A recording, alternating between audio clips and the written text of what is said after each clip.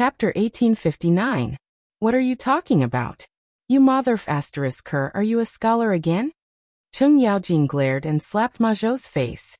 As he slapped him, he said unhappily, Lao Tzu asked you to stay here. Hurry up and say it. Stop hitting me. I'll say it. Hao Chujun looked at Ma Zhou, who was being abused. He couldn't bear it because he wasn't sure if he would be the next one. It was better to say it earlier.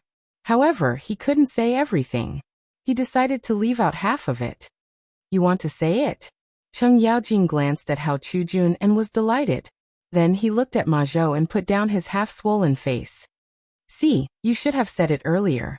You just like to be abused. After he said that, he looked at Hao Chujun and smiled. Hurry up and say it. Lao Tzu doesn't wait for anyone. Hao Chujun glanced at Ma Zhou, who wanted to cry but had no tears. He seemed to have made up his mind and said, We only know that our teacher has been researching something that can fly into the sky. These few days, Tainyo and the others have been helping our teacher. Then he disappeared. We don't know what happened to him. We don't dare to ask about our teacher. After he said that, he glanced at Ma Zhou as if to say, Look, what did I say? Ma Zhou gave him a look of disdain. Something that can fly into the sky? Cheng Yaojin raised his head and glanced at the sky. He was a little confused. What could fly into the sky? Was this a F***ing dream? He didn't believe it. He turned and stared at Hao Chujun. Are you F***ing lying to Lao Tzu? What can fly into the sky? Unless it's that jinx. How would we dare to lie to you? Look, Ma Zhou has been beaten up to this state. I wouldn't dare to lie to you even if I had 8 guts. Hao Chujun looked troubled. He said it as if he was more wrong than Ma Zhou. Cheng Yaojin nodded. He also believed that this guy wouldn't dare to lie to him. However, this was a little unbelievable. Something that could fly into the sky. What kind of F***ing genius could do this? However, the jinx in the sky was also something that could fly into the sky. It was hard to say. A jinx. Could the thing that Feng Zi created be related to the thing in the sky? If this was true, then it would be terrible. Right now, the entire country thought that it was the vengeful spirit of the Black Marital School. If Feng Zi and Tainyo were up there, would they be in any danger? Thinking of this, he was a little uneasy. He turned around and walked towards the entrance of the research institute. He had to go back and report to Her Majesty about such an important matter. Don't go. Untie us. Wait. Hao Chujun and Ma Zhou's screams came from behind him, but it did not affect his determination to return to the palace. Cheng Yaojin quickly walked out of the research institute, jumped onto the back of a horse, and galloped in the direction of the palace. Now that his son was in danger, all the more he couldn't slack off. If the two of them fell from the sky, then the Cheng family's bloodline would end. With that thought in mind, he whipped his horse and arrived at the palace in no time. Within the imperial study, Li Shimin was sitting on the dragon throne, thinking about what to do next. Now that the commoners had been pacified, the punishment had already been announced, and it would probably cause another storm. What should he do then? This was giving him a headache. Just as he was worrying, there was a rush of footsteps outside the door. Your Majesty, something has happened.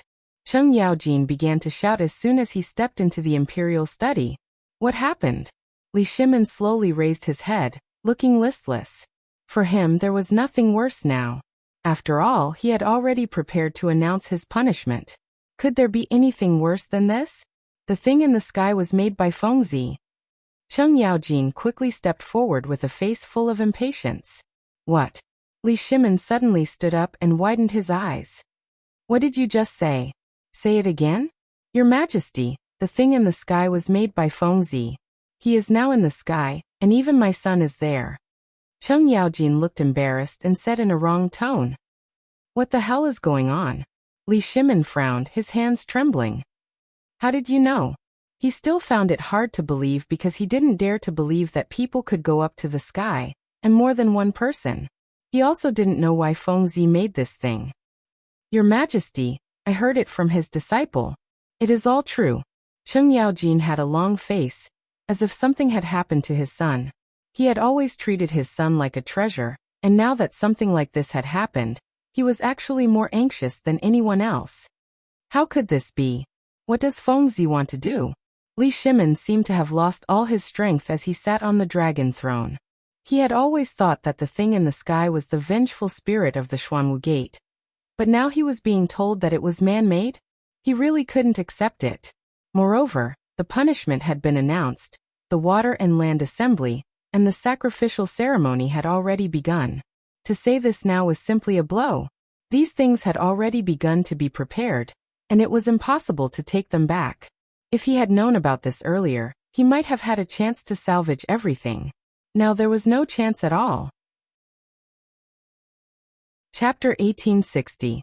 But there were both good and bad things. Since there were no vengeful spirits in the sky, he was no longer so worried. He let out a long sigh and glanced at Qing Yaojin. Do you know what Fengzi wants to do with all this? Your Majesty, this lowly subject also does not know.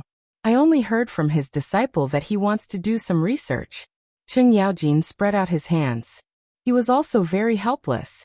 Not only had his son been kidnapped, he had also worked for nothing. Since you don't know, then forget it.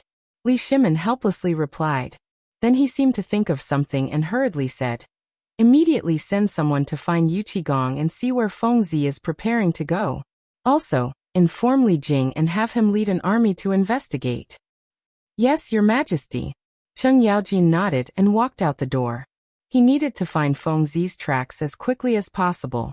Even if His Majesty had not given the order, he still needed to do this.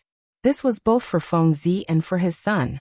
The palace did not stop him, so he quickly walked out of Vermilion Bird Gate.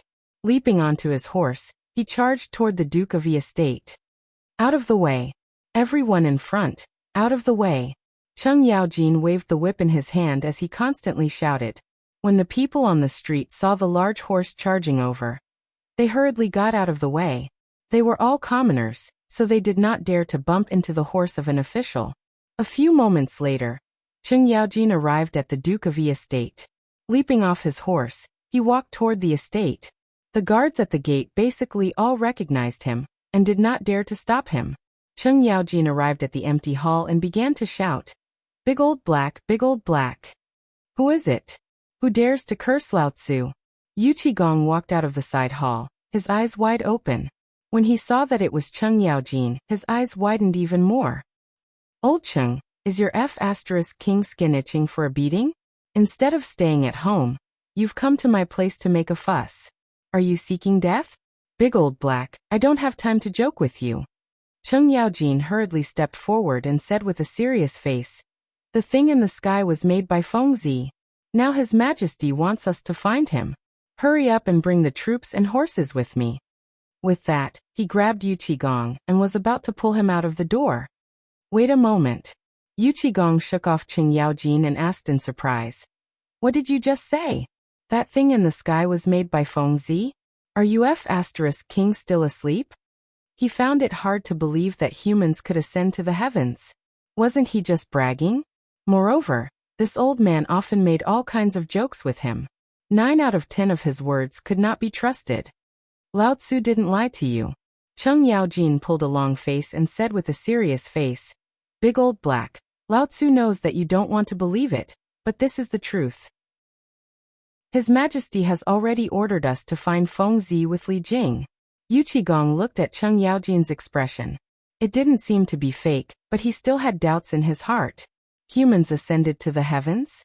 This was a little too unbelievable. If you want Lao Tzu to go with you, then swear an oath first. He put his hands on his hips and smiled maliciously. This old man was used to lying. If he was willing to swear, then it was true. You bastard. Qing Yaojin cursed silently and rolled his eyes at Yu Qigong. However, he still swore unwillingly. Lao Tzu swears here that if I lie to Big Old Black, then I will have no descendants. You're even willing to swear such a vicious oath. Yu Qigong's eyes widened. Now he believed that the other party was telling the truth. If he was willing to swear such a vicious oath, it meant that the matter was very serious. Okay, Lao Tzu will go with you. Then, he pulled Qing Yaojin out of the door. As he walked, he said, But tell me what happened first. Humans ascended to the heavens? This is a little too unbelievable. Okay. Don't rush. We'll talk as we walk. Cheng Yaojin and Yu Qigong quickly walked out of the door. But we have to find Li Jing first. His Majesty has something to tell him. Then, the two mounted their horses one after the other and galloped towards Li Jing's residence. Old Cheng, what's going on? Tell me in detail. Yu Qigong couldn't hold back his curiosity and asked. Didn't Feng Zi go missing in the beginning? Cheng Yaojin pulled on the reins and looked at Yu Qigong. His Majesty told me to find this kid, so I went to White Deer College. Speaking of this, his emotions suddenly surged and he said excitedly, in the end, I met that old guy Yu Shinan. Originally, Lao Tzu was kind and polite. He wanted to ask about Feng Zi's whereabouts, but that old guy came up and scolded him. If it weren't for Lao Tzu's age, he would have beaten him up on the spot. Then you didn't beat him up, right? Yu Qigong asked subconsciously. He knew of Yu Shinan's influence. Not many people in the imperial court dared to offend him. If old Cheng dared to beat up Yu Shinan, a lawsuit would be enough to make him suffer.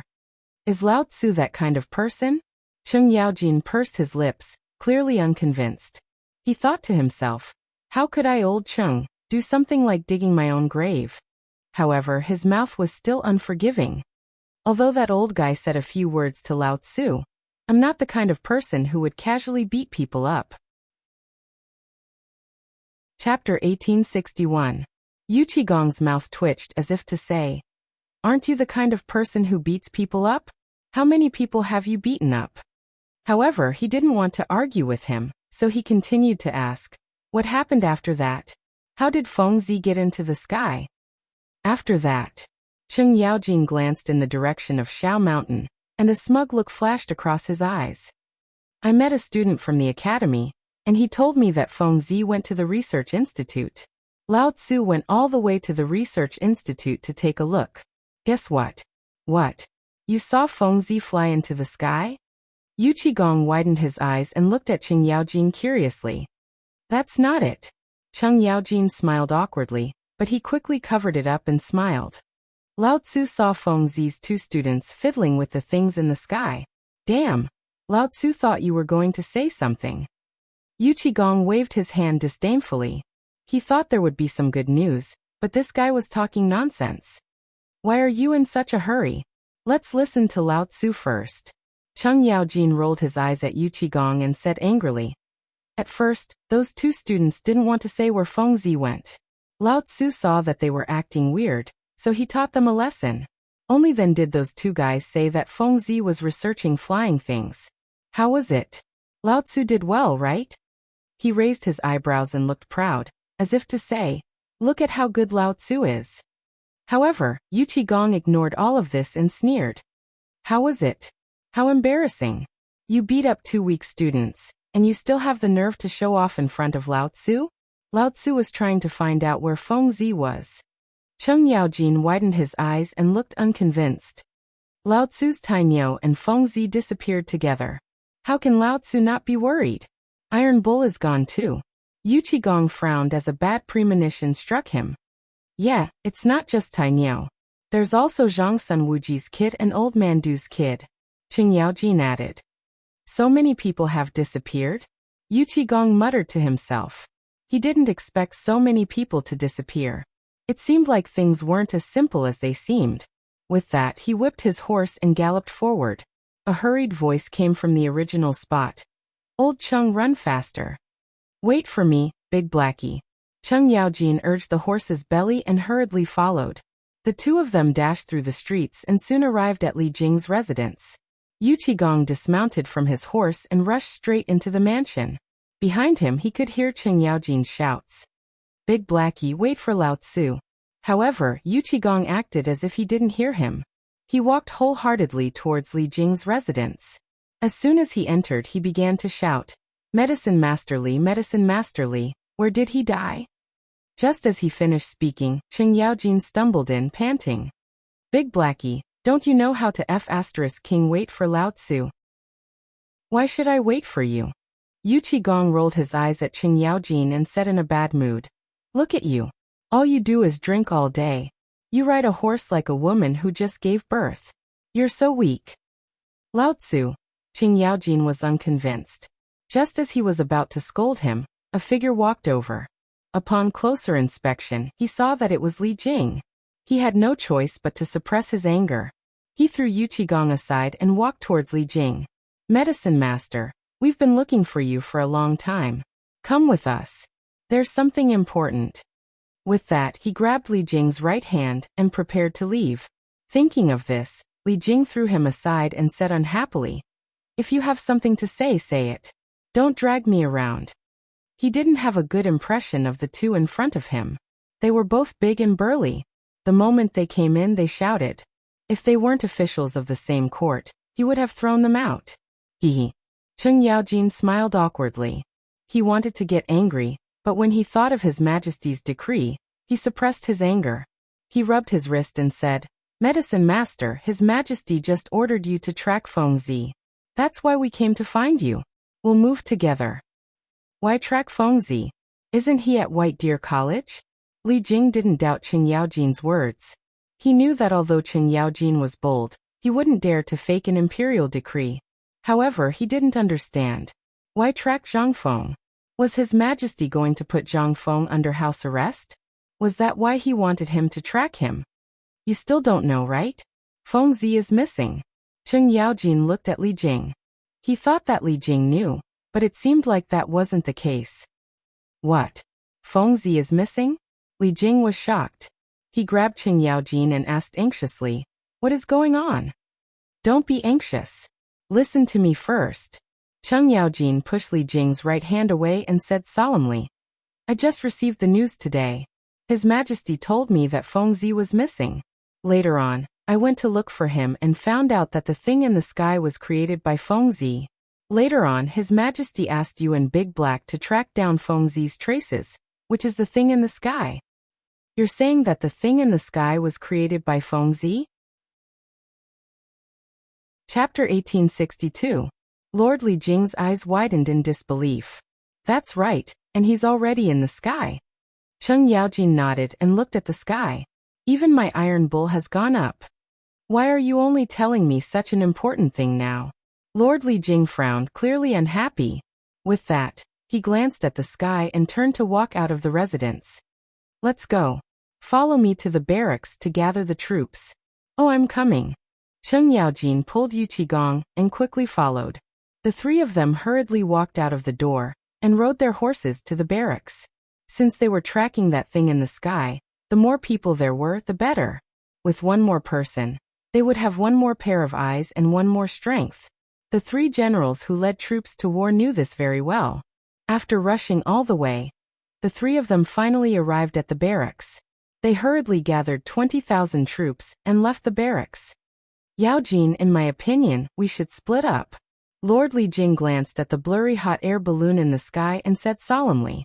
The hot air balloon was drifting further and further away, and it was easy to get lost if they followed it together.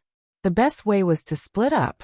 Moreover, this fellow was a veteran commander, so there was no problem with this. "All right, I'll go with Big Black. You go alone. Is that okay?" Cheng Yaojin nodded and immediately agreed with Lord Li Jing's opinion. As a veteran commander, he naturally had such strategic foresight. "All right, then I'll go first." Lord Li Jing nodded and then looked at the soldiers behind him. He shouted, 10,000 men come with me." As soon as he finished speaking, he waved his horsewhip and rushed forward. The soldiers behind him followed closely behind, raising a cloud of dust. Looking at the gradually disappearing figures, Yu Qigong looked at Cheng Yaojin and said solemnly, "Old Cheng, let's go too." "All right, let's go." Cheng Yaojin nodded. With that, he pulled the horse's head and shouted, "Everyone follow me." The soldiers immediately opened up a path in the middle. Cheng Yaojin whipped his horse and galloped off. Yu Qigong followed closely behind. Seeing that the two commanders had already set off, the soldiers followed behind. Although the hot air balloon had drifted far away, its speed was not very fast. Occasionally, one could still see the shadow of the hot air balloon.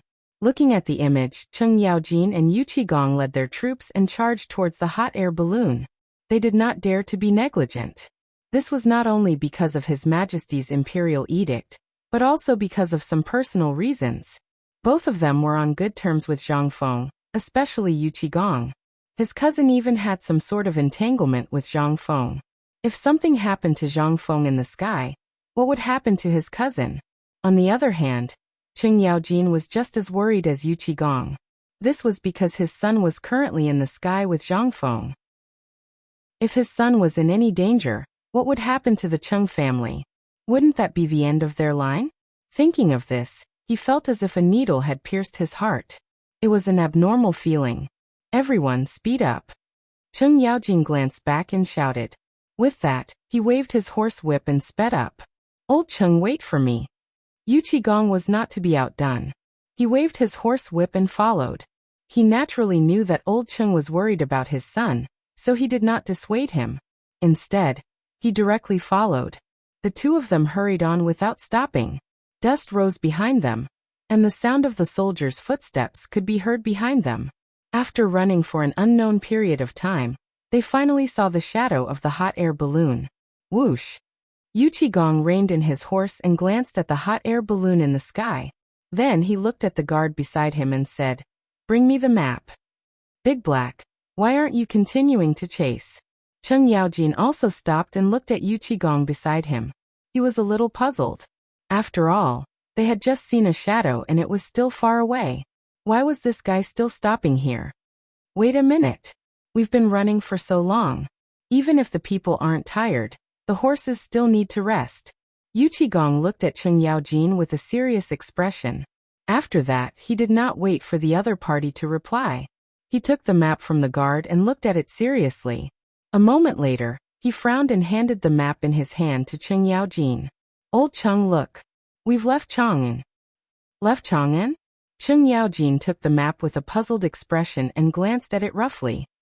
As expected, it's just that Fengzi is still floating ahead. Look in the direction Fengzi is floating in. That's it. Yu Qigong pointed in the direction of the hot air balloon with a solemn expression. Cheng Yaojin looked in the direction Yu Qigong was pointing in. At first he did not notice it. After looking for a while he suddenly felt that something was wrong and exclaimed, "That's the direction of Shenzhou?" "That's right. I looked at the map just now. Fengzi is going in the direction of Shenzhou." Yu Qigong took a deep breath and furrowed his brows as if he was worried about something. If it's really in the direction of Shenzhou, then we're in trouble. There are 200,000 Xiongnu soldiers stationed there. Cheng Yaojin looked ahead and widened his eyes. He had been to Shenzhou with Big Black before. Not only was it barren, but there were also Xiongnu soldiers stationed there. If Fengzi and Tai Niu went there, it would be very dangerous. Chapter 1863.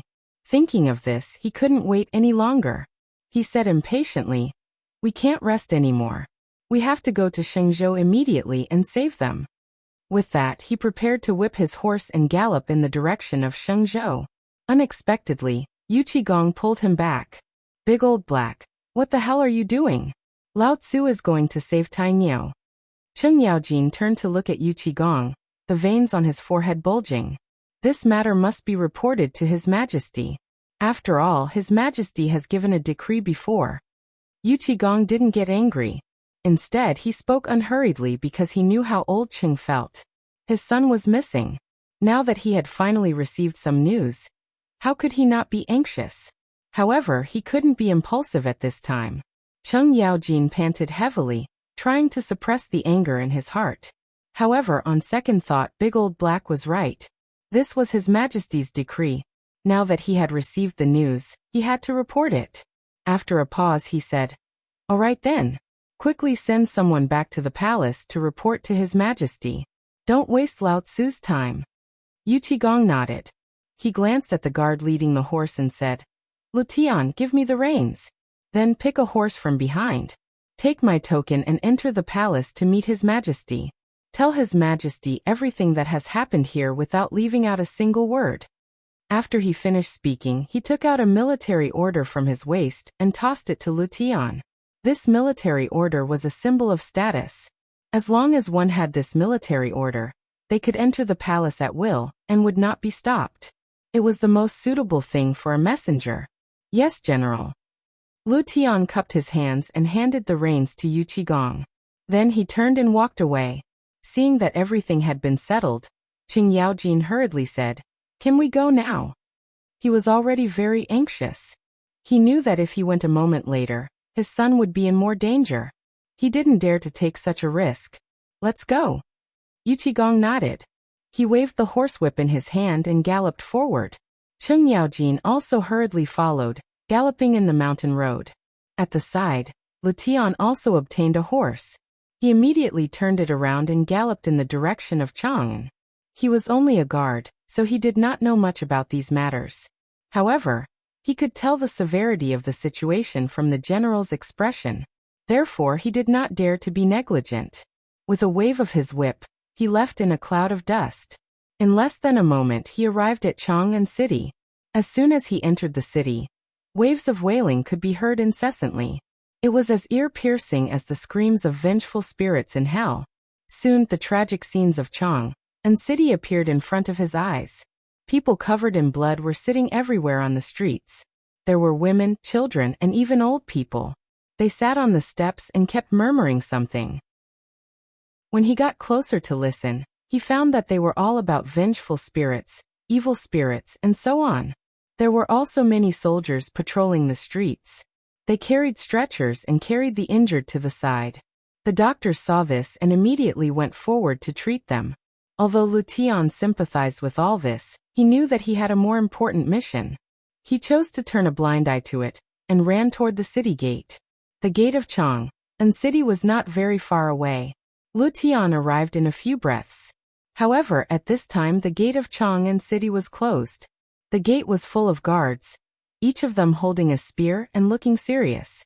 Guards of Chang'an, open the gate immediately. I have important military information to report to the emperor. Lu Tian took out the token at his waist and shouted with his head held high. With his status, he would definitely not be able to persuade these guards. The most effective way was to take out the token. This was the direct reason why the general gave him the token. When the guards saw the token in Lu Tian's hand, their expressions changed drastically. They thought that some great general had come. They bowed together and said, "General, please." After that, the leader of the guards gave the crowd at the gate a look. The latter immediately understood and opened the gate. Seeing this, Lu Tian spurred his horse and left. After galloping all the way, Lu Tian finally arrived at the gate of the palace. With the experience at the gate of Chang'an city, he took the initiative to take out the token. The guard hesitated for a moment, but still chose to let him in. This was because people who could hold such a token usually had important information. They did not dare to stop him privately. There were no obstructions at the gate. Lu Tian was led to the imperial study by the guard. At this time, 2 strong men were standing at the gate of the imperial study. They were Li Shimon's personal eunuchs. Little Gizi was serving Li Shimon inside, so they needed to serve him outside. "Strong men, I have urgent military information to report to His Majesty. Can you let me in?" Lu Tian bowed and smiled at the 2 strong men. In the palace he had to be careful. Who knew what kind of people were in front of him? They might be able to kill him with a slap, so it was better to be careful. When the 2 heard the sound, they turned their heads and glanced at him with a trace of disdain. They seemed to be sizing him up. After a while, one of them slowly said, "Do you have proof?" Yes, yes. Lu Tian quickly replied. Then he took out the token at his waist and handed it over. "This is General Yuqi's token. He ordered me to see His Majesty." Chapter 1864. The strong man took the token and looked at it as if he was looking for something. After a while he seemed to have confirmed something and put the token into his sleeve. He then looked at Lu Tian.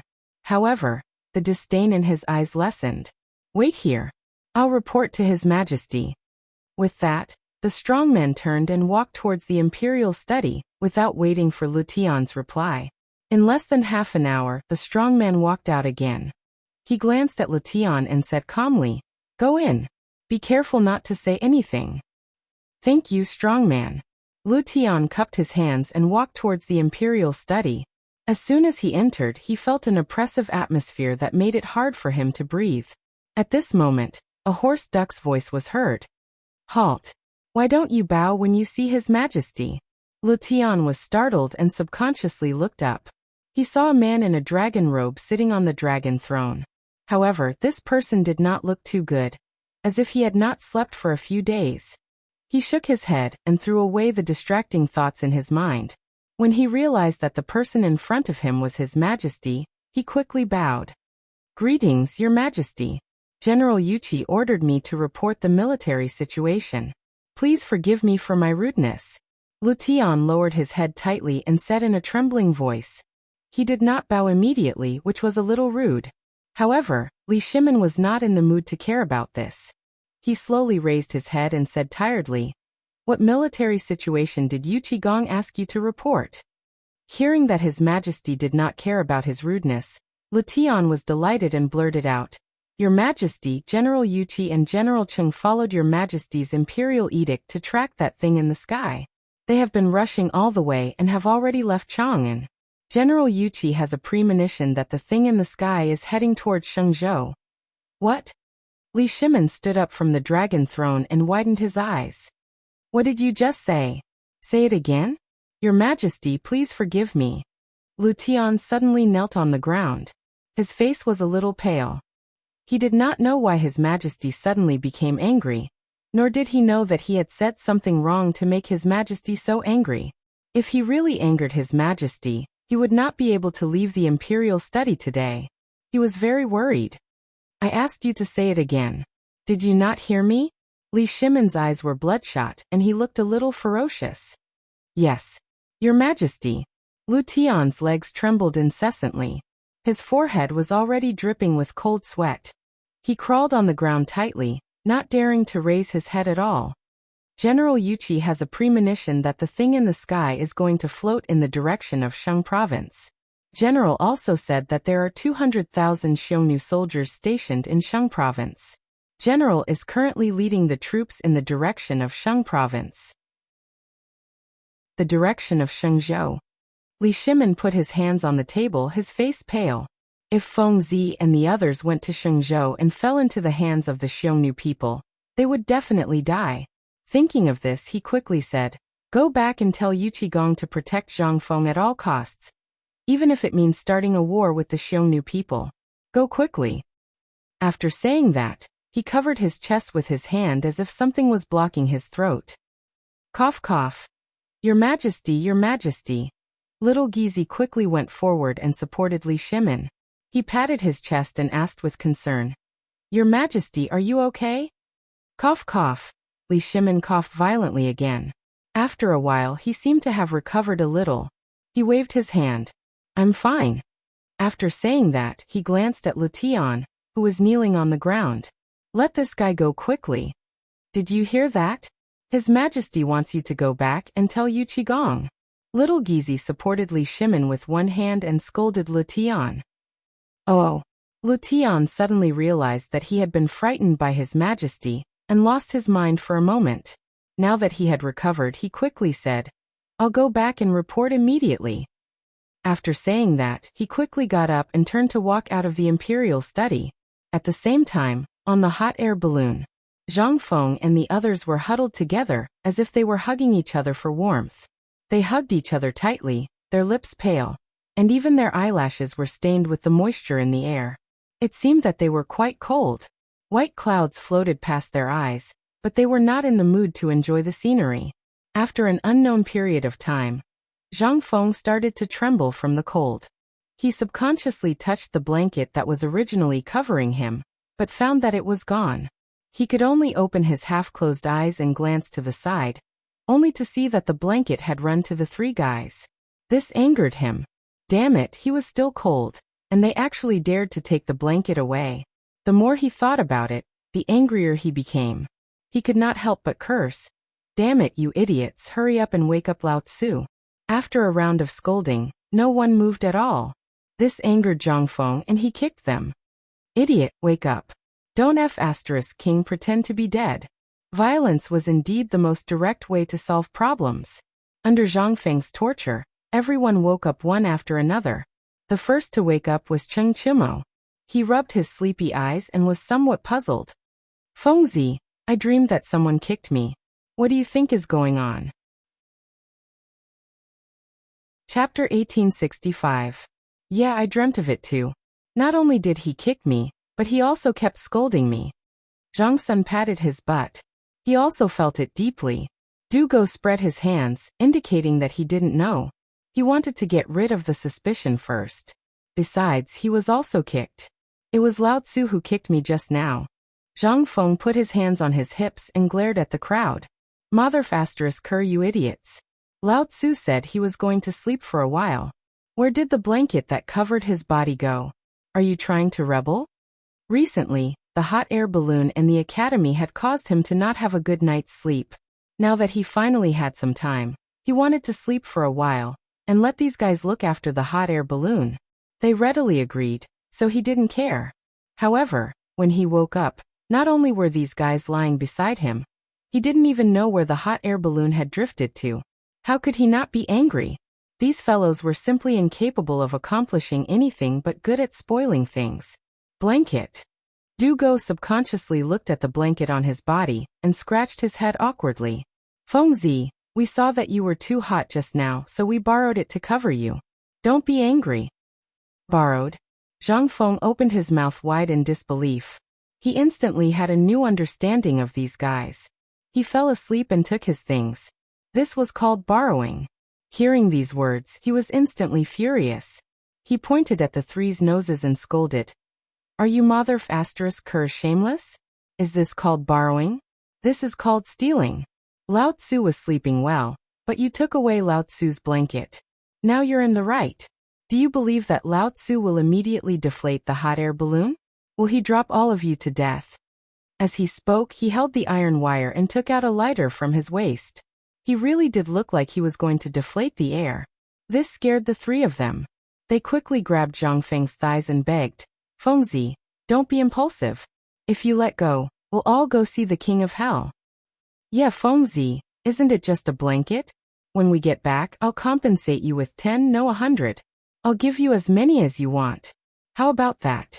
Fengzi, please don't do this. This is 1 corpse and 4 lives. Zhang Feng naturally wouldn't do something like digging his own grave. He only said that to scare the three of them. Now that the three of them had given in, he naturally felt greatly relieved. He deliberately coughed twice and said, Ahem, you guys are used to being dandy. You actually dared to steal from Lao Tzu. This time, I'll teach you a lesson.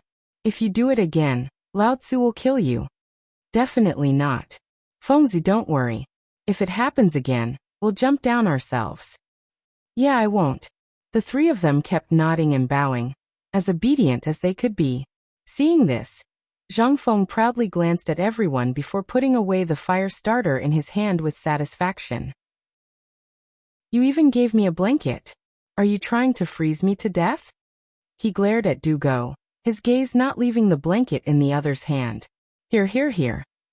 Du Go hurriedly handed the blanket over, afraid that the other party would be dissatisfied and prepare to release the gas again. If that happened, they would all be wiped out. After all, he hadn't lived long enough yet. That's more like it. Zhang Feng took the blanket with satisfaction and immediately wrapped it around his body.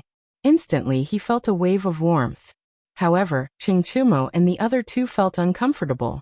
The three of them could only curl up together and shiver. There was nothing they could do. The air in the sky blew, forming waves of cold wind that were bone-chilling. The three of them hugged each other and shivered nonstop. Their lips were turning blue.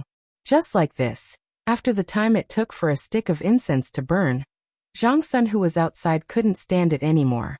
He said with a trembling voice, Tai Niu, when you came up, didn't you bring a package? Go and see if there's anything that can keep out the cold. Yeah, I brought something when I came up. How could I forget? Look at my dog head. Chingchumo suddenly stood up and patted his head. He then went to rummage through the package beside him. After rummaging for a long time, he seemed to have seen something and exclaimed, Why is this thing in the hot air balloon? With this roar, everyone's attention was focused on him. What is it? Zhang Feng looked at Chingchumo with a puzzled face. Come and see for yourself. Chingchumo pulled at the package, as if unwilling to say more. Trying to be mysterious, Zhang Feng secretly spat. He frowned and walked towards the package. When he glanced at it, he felt unwell. The package was filled with gunpowder. He roughly estimated that there were 10 stones. One stone was equivalent to 120 kilograms.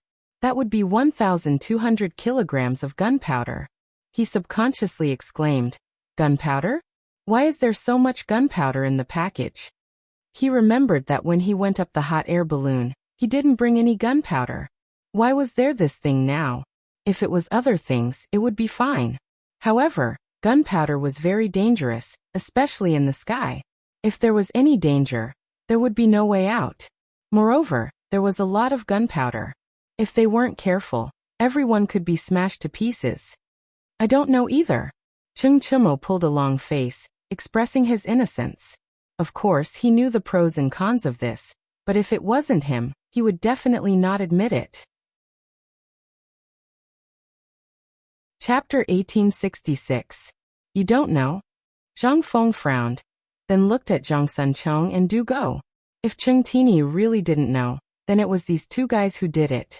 "Tell me, did you two do it?" "It wasn't me."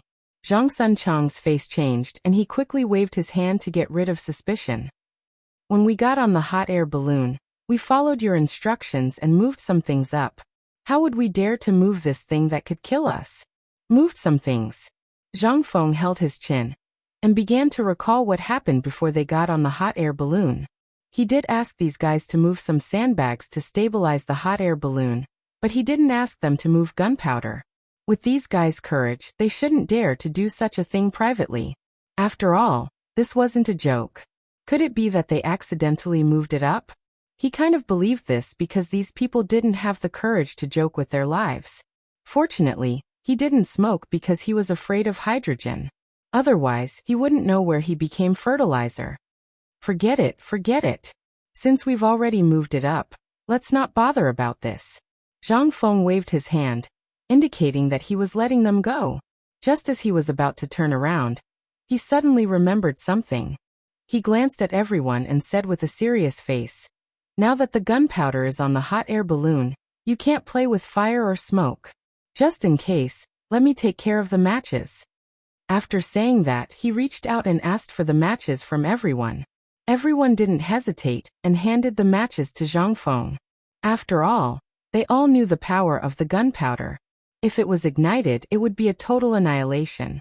Zhang Feng put the matches in his waist and glanced at the exposed gunpowder. He said with some worry, "You guys hurry up and pick up the gunpowder. What if something happens? Lao Tzu doesn't want to die."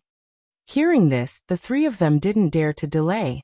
They quickly wrapped the gunpowder in 3 layers and tore it to make sure there was no problem. Only then did they stop.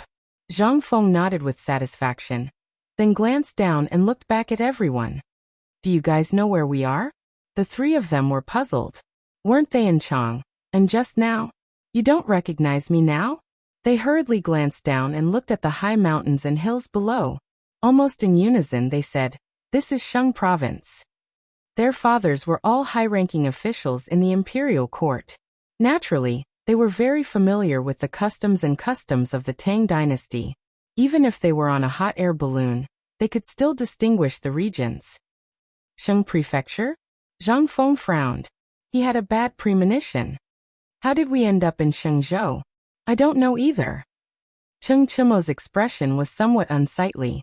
He said, "I heard from my father that there are Turks stationed in Shang province. There are as many as 200,000 soldiers and horses." "What?" Zhang Xuan's expression changed. He held onto the iron wire and asked, "Why are there Turks here? Aren't we getting closer and closer to the Turkic camp?" He knew what it meant to go to the Turkic camp. It was death. The Tang dynasty and the Turkic Empire were at war all year round. If he went there now, he would definitely become a captive. The hot air balloon soon fell into a panic. The 3 timid guys hugged each other tightly and secretly prayed that the hot air balloon would leave the Turkic camp. On the other hand, Zhang Feng held his chin as if he was thinking about something. After a while, the corners of his mouth curled up, revealing a hint of joy. He looked at everyone and said with a smile, "Don't cry. Lao Tzu will bring you guys to do something big. How about it?" "Something big?" Cheng Chimo subconsciously raised his head and was somewhat curious. "What big thing? You're not thinking of pushing us into a pit of fire, are you?" He did not think that Fengzi had anything big to do. Now that they were close to the Turkic camp, what big thing could they do? Could it be that they were going to court death? Yes, Fengzi. We're all brothers. You can't harm us. Dugo was also worried. His thoughts were similar to Chingchimo's. He did not think that Fengzi could bring them to do anything big. On the contrary, he knew how to play tricks. Don't worry. It's definitely not a bad thing. Zhang Feng revealed a harmless smile. I guarantee that you guys will feel that this trip was not in vain. The three of them looked at each other. For a moment, they did not know how to answer. This was because they knew that Fengzi was not a kind person. He said that he was going to do something big, but he did not specify what it was. This caused their hearts to be in a mess. They were afraid that this fellow would leave them to be fed to the Turks if they were not careful.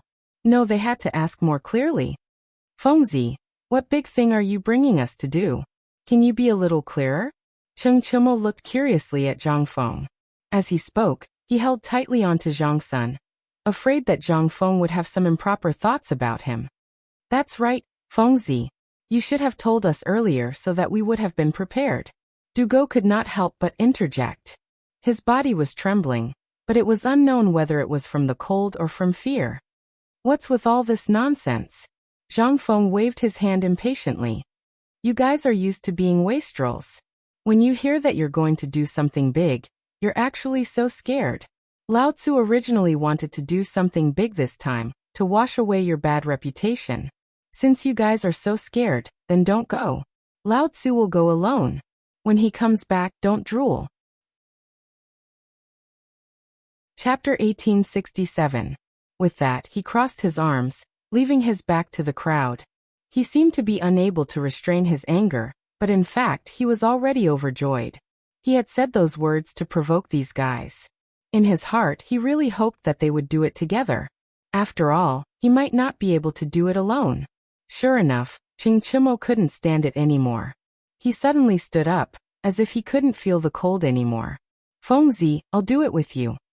With that he turned around and glanced at Zhang Sun and Dugo. It seemed to be a question, but it also seemed to be a threat. He admitted that what Fengzi said just now was not wrong. He had always been regarded as a dandy, and he had never done anything that would make his family proud.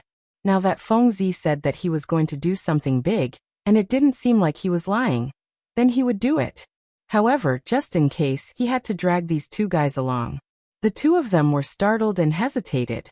They looked at each other for a while, then seemed to have made a decision in their hearts. They stood up and said, Fengzi, we'll do it too. Hearing that everyone agreed, Zhang Feng slowly turned around and said with a smile, That's right. I guarantee that you won't make this trip in vain. With that, he narrowed his eyes and looked straight at the crowded heads and tents in the valley in the distance. The corners of his mouth couldn't help but curl up. At the same time in Chang'an City, the streets that used to be bustling with noise and excitement seemed to be covered with a layer of haze, becoming much more depressing. The Black Tortoise Gate incident made the entire Chang'an City vigilant. Occasionally, traces of blood that had not dried up could be seen on the ground. This was left behind by the stampede at that time. Even though the soldiers had cleaned it up once, it could still be clearly heard. There were many pedestrians on the streets, but most of them were merchants doing business. There were also some peddlers and lonely servants.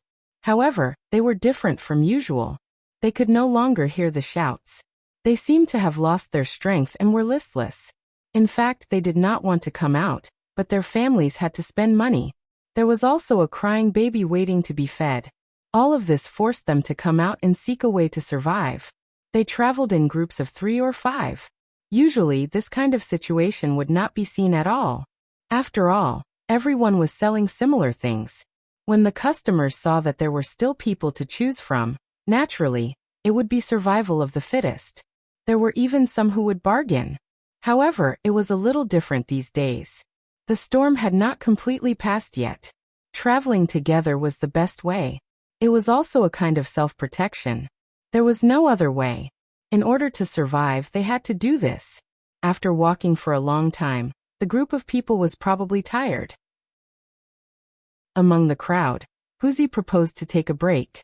Seeing that this thing could not be sold, they might as well take a break. Thus they simply agreed. Everyone seemed to have lost their strength and sat down on the steps, complaining incessantly. Old Wang, when do you think this Black Tortoise Gate incident will pass? Huzi put down the load in his hand and glanced at the white-bearded old man in the crowd. Be careful with your words. The old man called Old Wang glared at Huzi. He put his finger to his mouth and looked cautious. Then, he glanced at the side of the street. Seeing that there were no soldiers, he slowly looked at Huzi. You bastard! You really don't know the immensity of heaven and earth. How dare you talk about this kind of thing? Do you want your whole family to be buried with you? He was the oldest in the group. Back then, he was lucky enough to be a study companion of a rich family. He could recognize a few words and could be considered half a cultured person. In the village, he taught the children to read. Thus, everyone called him Old Wang out of respect. Usually, when people did not understand something, they would ask him. However, the things they asked this time seemed to make him a little angry. Huzi seemed to have noticed Old Wang's anger, but he did not dare to talk back. He could only take out a steamed bun from the basket and chew it to vent his anger. Old Wang, don't be so angry. Zhuzi's eyes were sharp. He quickly scooped out a bowl of fermented glutinous rice from the jar and handed it to Old Wang. He said with a smile, Old Wang, Brother Huzi was just curious. Don't blame him. Moreover, you can see through our little thoughts. After speaking, Zhuzi glanced at the crowd. His gaze paused on Huzi for a moment. Finally, he looked at Old Wang. Old Wang, you also know that we rely on selling these steamed buns and fermented glutinous rice to support our family. Now that the imperial court has cut off our livelihood, you have to think of a way. After speaking, he glanced at Huzi and signaled with his eyes. Then, he handed the bowl of fermented glutinous rice to Old Wang. Huzi instantly understood. He quickly took out the steamed bun in his mouth and took out a new one from the basket. He handed it to Old Wang and smiled. Old Wang, I said something wrong just now. I apologize. However, Zhuzi's words are not without reason. Now that the storm is so big, we can't sell our things. Are we waiting for death? Yes, Old Wang, you are experienced and knowledgeable. Give us an idea. If we really can't do it, let's change our profession. We really can't do this anymore. Everyone discussed and prepared to find a way out for themselves. Chapter 1868. Don't quarrel. Old Mr. Wang glanced at the crowd and gradually quieted down. Then he slowly said, I know what you are talking about, but we can't solve it in a hurry. As long as the crisis in the imperial court is not over, we will not have a good time. But we don't know when the imperial court will solve this crisis. As soon as he finished speaking, the depressed mood of the crowd immediately rose. What? Then won't our families starve to death? Yes, then when can we make money? The discussion of the crowd made old Mr. Wang feel very uncomfortable. He had watched these young people grow up. Now that there was no way to survive, he was also anxious. But it was useless to be anxious. All of this was Li Erlang's sin, and he needed to solve it. At this time, he was very disappointed with Li Erlang. Why did the ghosts of the Xuanwu Gate involve the people? Wasn't this King harming people? If the emperor hadn't done that absurd thing, there might not be today's disaster. But then again, if he hadn't done that, Li Erlang wouldn't have been able to ascend the throne. He squinted his eyes and looked in the direction of the imperial palace, but there was nowhere to vent his anger. This group of brats in front of him could talk about it, but he was an elder. How could he comment on this with them? Just as he was looking up, a group of soldiers came out of the city gate of Chang'an, and there were 3 strongmen among them. This posture instantly attracted his attention, because he had seen before that strongmen would come as long as there was a decree from the palace. Last time, when Li Erlang announced a general amnesty, the situation was similar to this. However, the posture this time seemed to be bigger than before. There were 3 strongmen, and even half of the guards of Chang'an city came out. There were also some generals in armor. Was Li Erlang going to do something? Or was he going to give a general amnesty again? He didn't care so much and quickly patted the chatting crowd. Boys, the imperial decree came. Let's go and have a look with the old man. After that, he slowly stood up with his hands on the ground and walked to the city gate. Everyone was still talking about a way out when they were interrupted by Old Man Wang. They were a little puzzled. When they turned around, they found that the old man had already disappeared.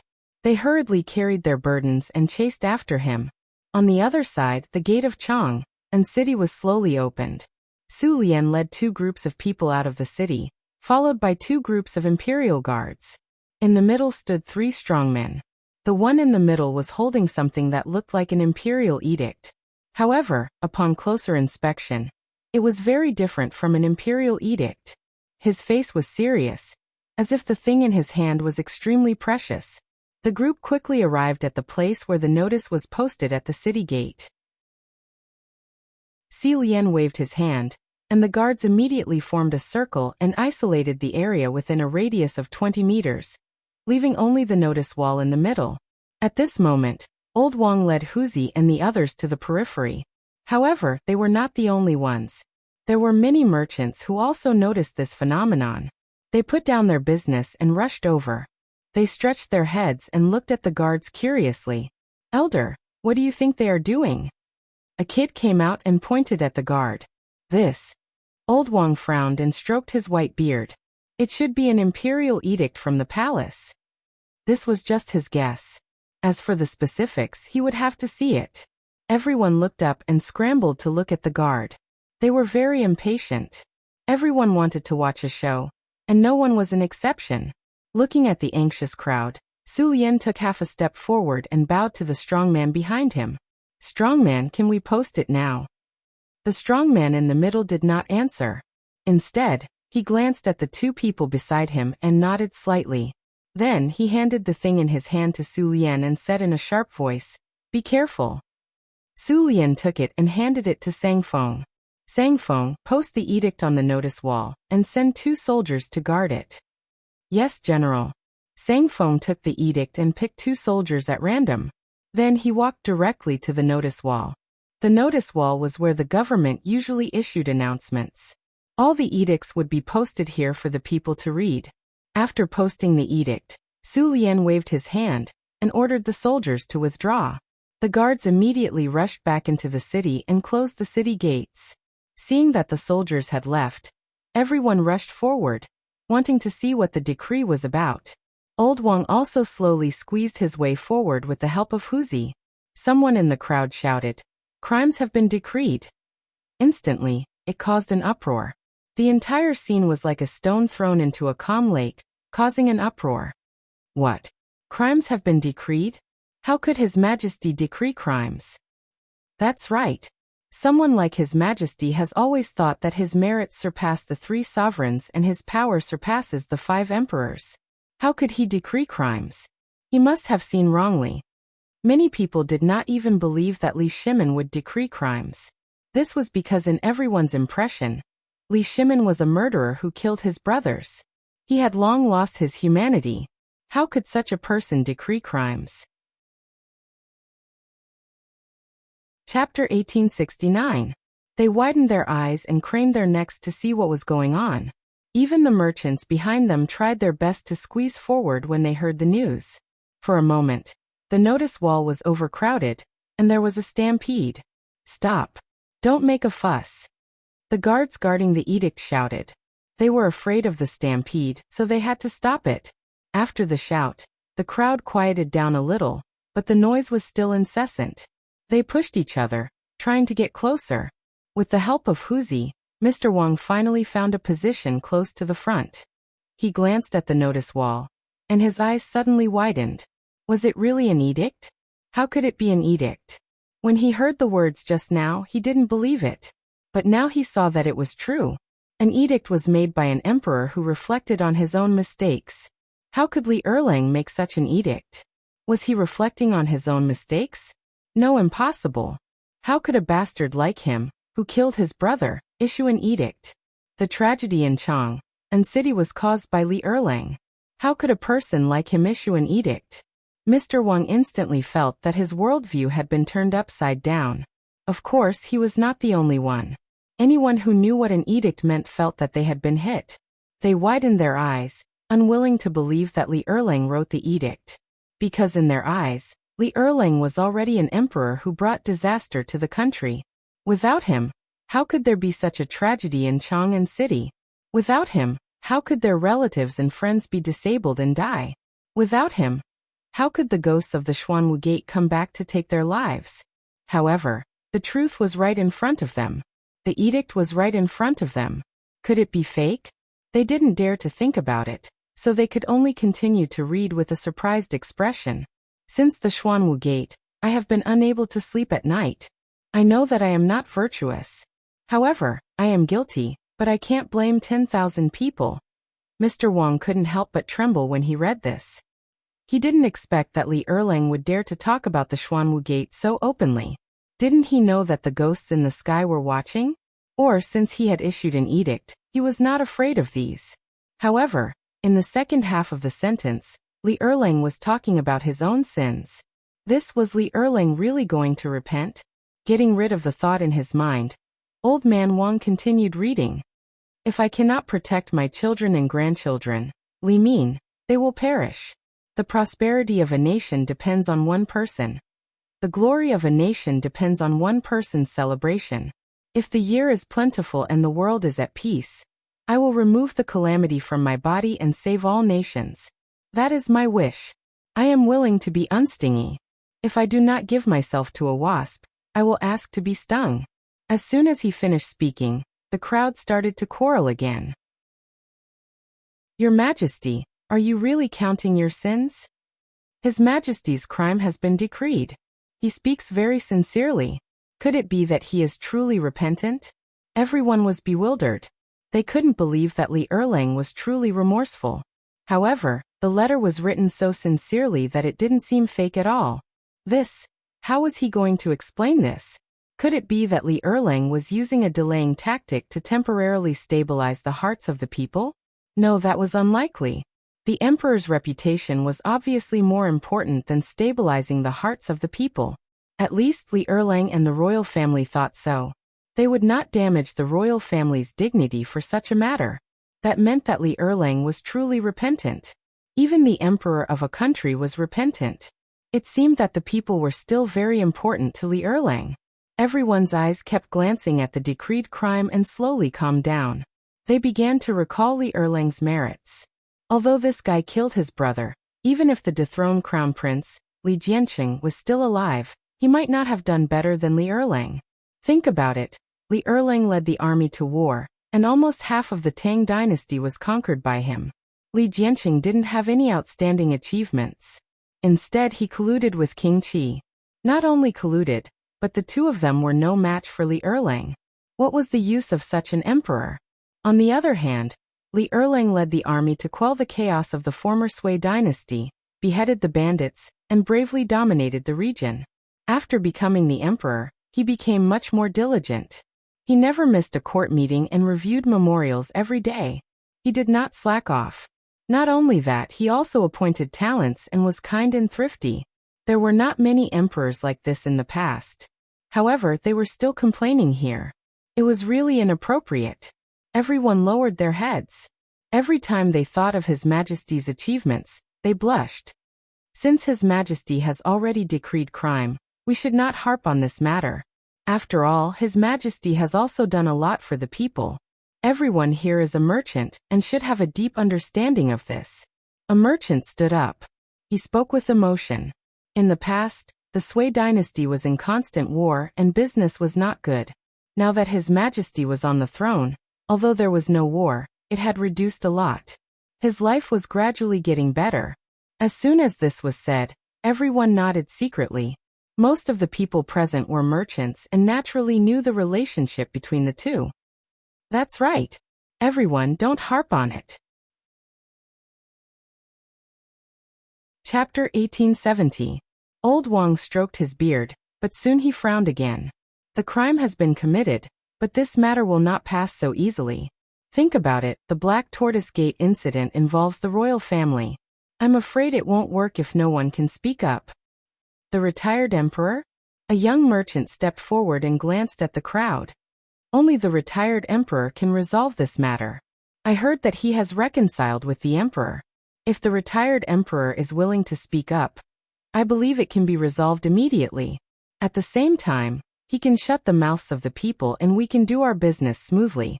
Old Wang nodded. The only person who could speak up now was the retired emperor. The one who died in the Black Tortoise Gate was his son. It was impossible to say that he did not mind. Everyone in the world knew this. However, if the retired emperor was willing to speak up, he could shut the mouths of the people in the world. After all, this was the royal family's matter. No one had the right to interfere. If the retired emperor spoke up, who would dare to say anything? However, the retired emperor was not stupid. Would he speak up for such a matter? The eldest son and the second son fought for the throne. The second son killed the eldest son. This was not something to be proud of. Just as the crowd was in doubt, someone in the crowd shouted, "The retired emperor is preparing to worship heaven." This sentence brought everyone's attention back. They looked in the direction of the voice and saw a middle-aged man standing in the crowd. He was the one who said this. "How do you know?" Old Wang asked with a serious face. This was a matter of great importance to the world. It was related to the survival of their entire village. He did not dare to be careless. This news came from a brother of mine who works in the palace. The middle-aged man raised his head and looked proud. I travel extensively and am very well informed. This kind of news is just a rumor. As soon as he finished speaking, the entire street was silent. One could hear a pin drop. What shocked everyone was not the identity of this person, but the words that this person had just said. The retired emperor was preparing to sacrifice to the heavens. Originally, everyone had some doubts that this person was boasting. However, since the news came from the palace, then it might be true. Since the news was true, the retired emperor would appear to worship heaven. The storm would be over. Then Chang'an would be able to regain its peace and they could make a living again. Since the retired emperor is preparing to offer sacrifices to heaven, when exactly will it be? Someone couldn't help but ask. Offering sacrifices to the heavens was a major event, and it would be best if they could go and take a look. Who knows, they might be able to benefit from the imperial aura. Probably in a few days. The middle-aged merchant frowned, and he seemed to be deep in thought as he said, "I wonder if Dean Zhang of White Deer Academy will be participating. It's such a big matter. President Zhang should be involved, right?" Most of them had received favors from Zhang Feng, so they still wanted to meet Zhang Feng. Yes, not bad. President Zhang is young and promising. She should attend such a grand event. Old man Wang stroked his beard with a smug look on his face, as if he was talking about a junior. The crowd didn't mind and just nodded vigorously. They all felt that old Wang's words made sense. Obviously, Zhang Feng had already left a good impression in their hearts as a young and promising man. At this moment, they felt that anything good they said about Zhang Feng was right. At the same time, in Shaoshan White Deer College, following Zhang Feng's departure, the crowd didn't notice anything wrong at first. However, as time passed, some people realized that something was wrong. The first person to notice was Yuan Hong. He would usually go to the dean's place after class and ask some questions. However, when he went to look for the dean today, not only was there no one, he didn't even eat the food that was delivered. This made him very puzzled. Hence, he waited in his residence. After waiting for about 4 hours, he finally realized that something was wrong. Usually, even if the dean went out, he would be back in 2 to 4 hours at most. However, he wasn't back after so long. There was something wrong. Furthermore, the food on the table was untouched. This didn't seem like the dean's character. Could it be that he encountered some danger? Or was he kidnapped by some criminals? He shuddered and didn't dare to think about it anymore. If he continued to think about it, there wouldn't be a corpse left of the dean. Hence, he hurriedly went to look for Yu Shinan and the rest. Now that the dean wasn't around, only these few teachers could take charge of the situation. After rolling and crawling all the way, Yuan Hong finally arrived at the classroom. "Say, teacher, the dean is missing." He panted heavily and said with a flushed face. Yu Shinan was teaching in the classroom. When he heard the commotion, he wanted to reprimand them. However, when he heard that Feng Zi was missing, he immediately perked up. "What did you just say? The dean is missing."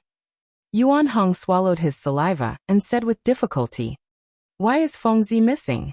Yu Shinan put down the book in his hand and walked quickly to Yuan Hong. He said with a serious face, "Hurry up and explain the matter clearly." He treated Fengzi as his disciple. Now this disciple was missing? How could he not be anxious? This student went to look for the dean just now.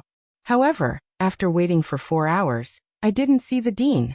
At first, I thought that the dean was out, so I waited for a while. However, the more I waited, the more I felt that something was wrong. I realized that the dean didn't even touch his food.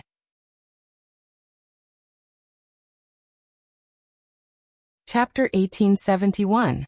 Yuan Hong had a troubled look on his face. Halfway through his sentence, he realized that Yu Shinan was already preparing to leave. He hurriedly chased after him. "Sir, wait for me." Immediately informed Xueji, Chu Suiliang, Ouyang Xiao, and the other old men to come over. After Yu Shinan finished his sentence, he rushed straight to Zhang Feng's residence. His speed was not any slower than an ordinary person's. This shocked Yuan Hong. Didn't they say that these teachers were all old? Why were they still so fast? It seemed that the dean's magic was great. A single message was enough to make the teachers run like they were flying. Yuan Hong did not care about the many thoughts in his mind. He turned around and ran to the other classrooms. Although Yu Shinan was already old and his stamina was not as good as a young person's, when he heard that Fengzi had gone missing, he was extremely anxious. He strode toward his residence. Fortunately, there were no stones on the road. Otherwise, he would have been thrown off his feet. After rushing all the way, he finally arrived at Zhang Feng's residence. He pushed open the door and rushed in. When he went in, there was indeed no one. There was still some food on the table, but no one had touched it. That kid really went missing. Yu Shinan frowned. His face was a little pale.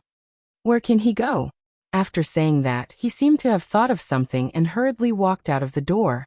Just as he stepped out, he saw Chu Suiliang and the others walking toward him. "Brothers, you're finally here." Yu Shinan quickly stepped forward and said impatiently, "Fengzi is missing." Chu Suiliang had his hands behind his back. When he saw that it was Yu Shinan, he immediately stopped and frowned. "We already know the news. The most important thing now is to find Fengzi." After saying that, he turned his head and glanced at Xueji and the others behind him. "That's right. Fengzi's disappearance is a big matter. We need to treat it seriously." Xueji stroked his sparse beard and frowned.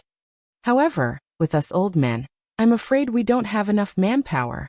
In old man's opinion, we should borrow the strength of all the students in the academy to search together."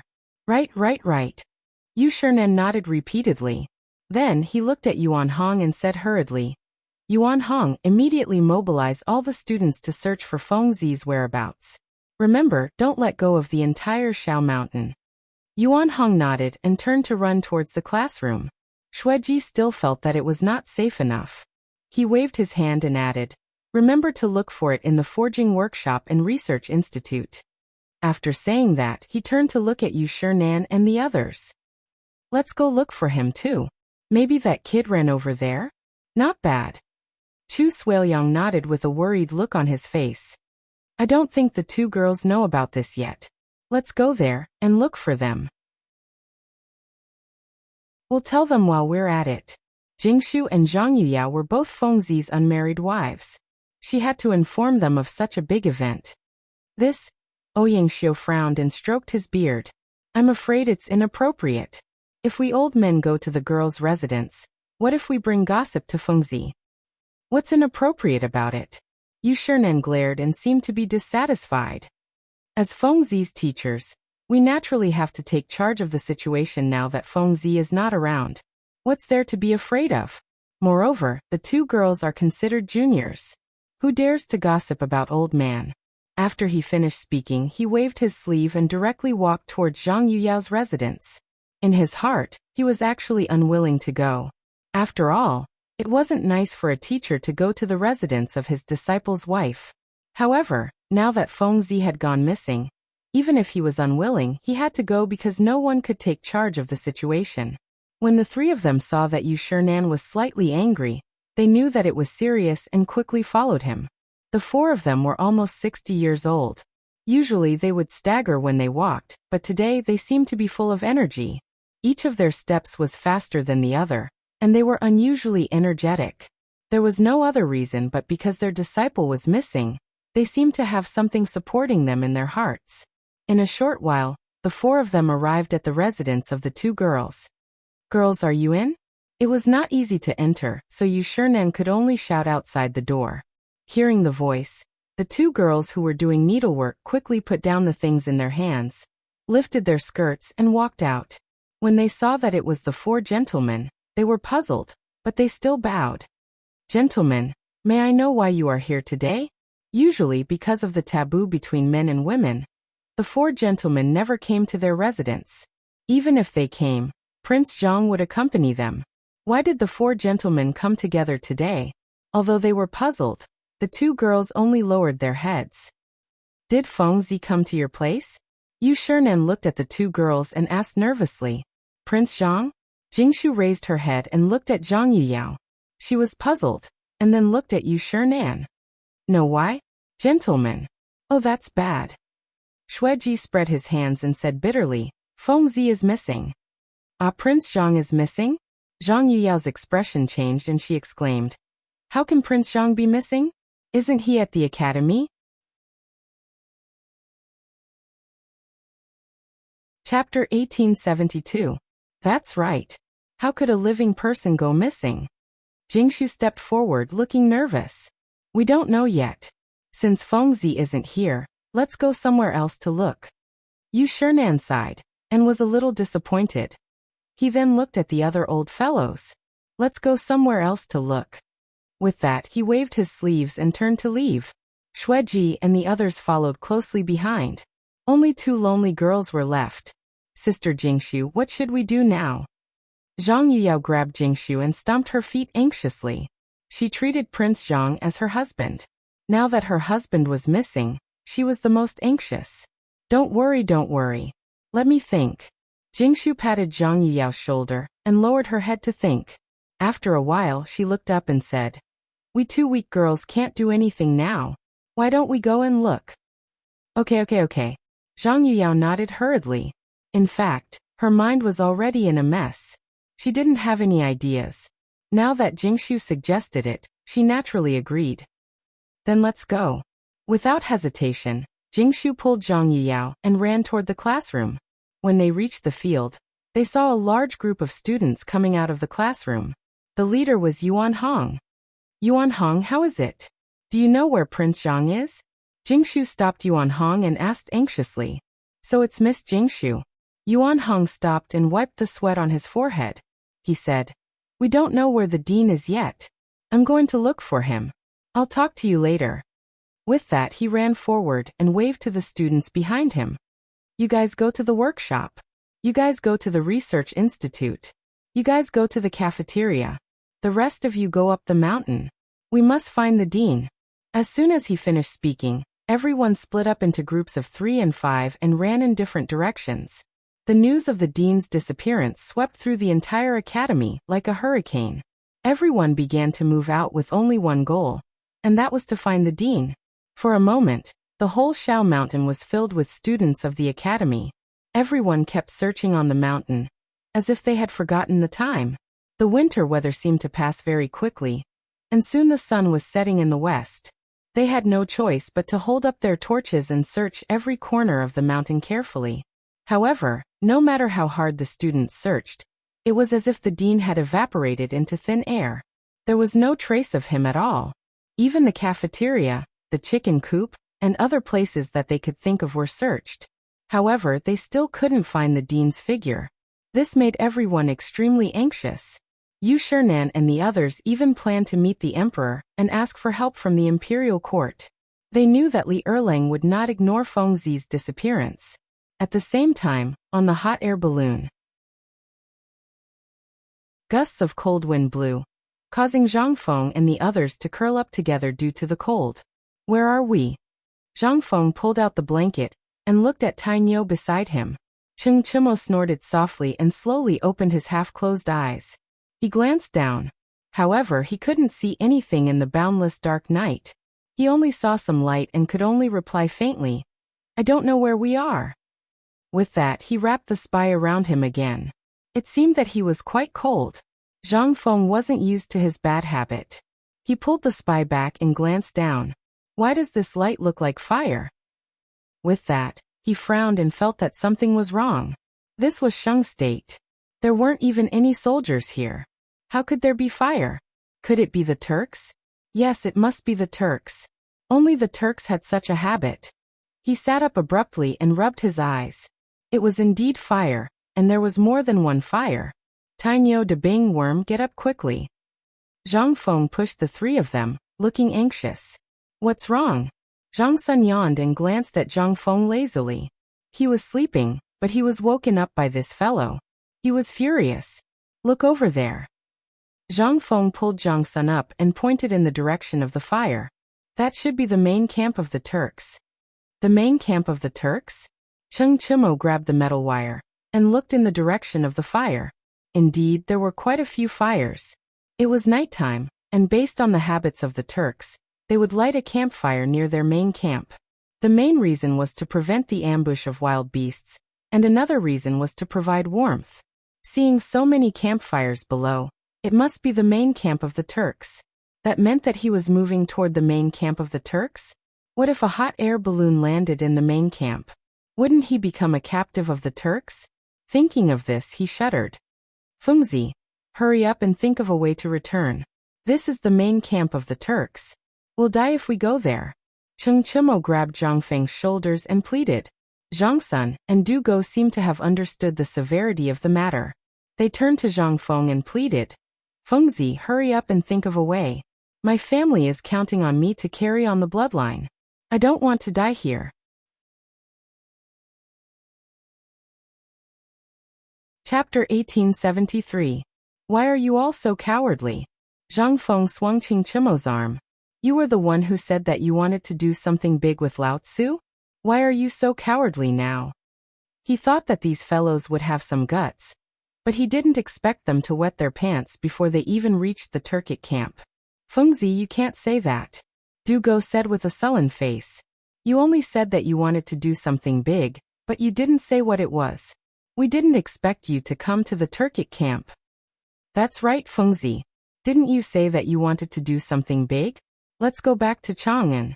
Zhang Sunchong pulled Zhang Feng and tried to change the topic. After saying that, he glanced at Cheng Chimo and signaled him with his eyes. Cheng Chimo immediately understood and pulled Zhang Feng back. Fengzi, let's go. Let's go back to Chang'an. Even if you want to blow up the imperial city, I'll go with you. Wait. Zhang Feng waved his hands and pushed their arms away. He sneered.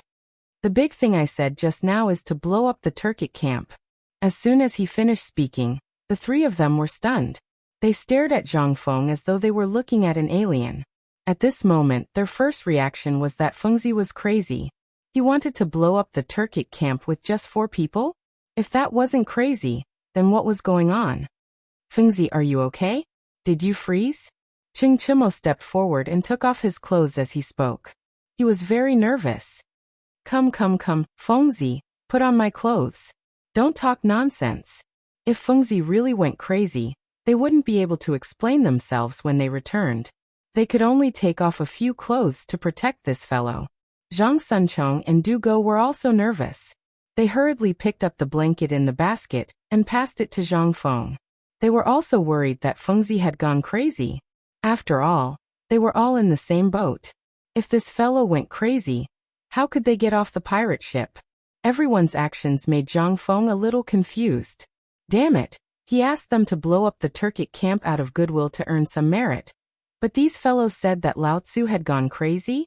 However, Cheng Tiniu was still a loyal fellow. He knew that he had to take off a shirt to protect himself from the cold. It's indeed a little cold. Zhang Feng took the coat and put it on.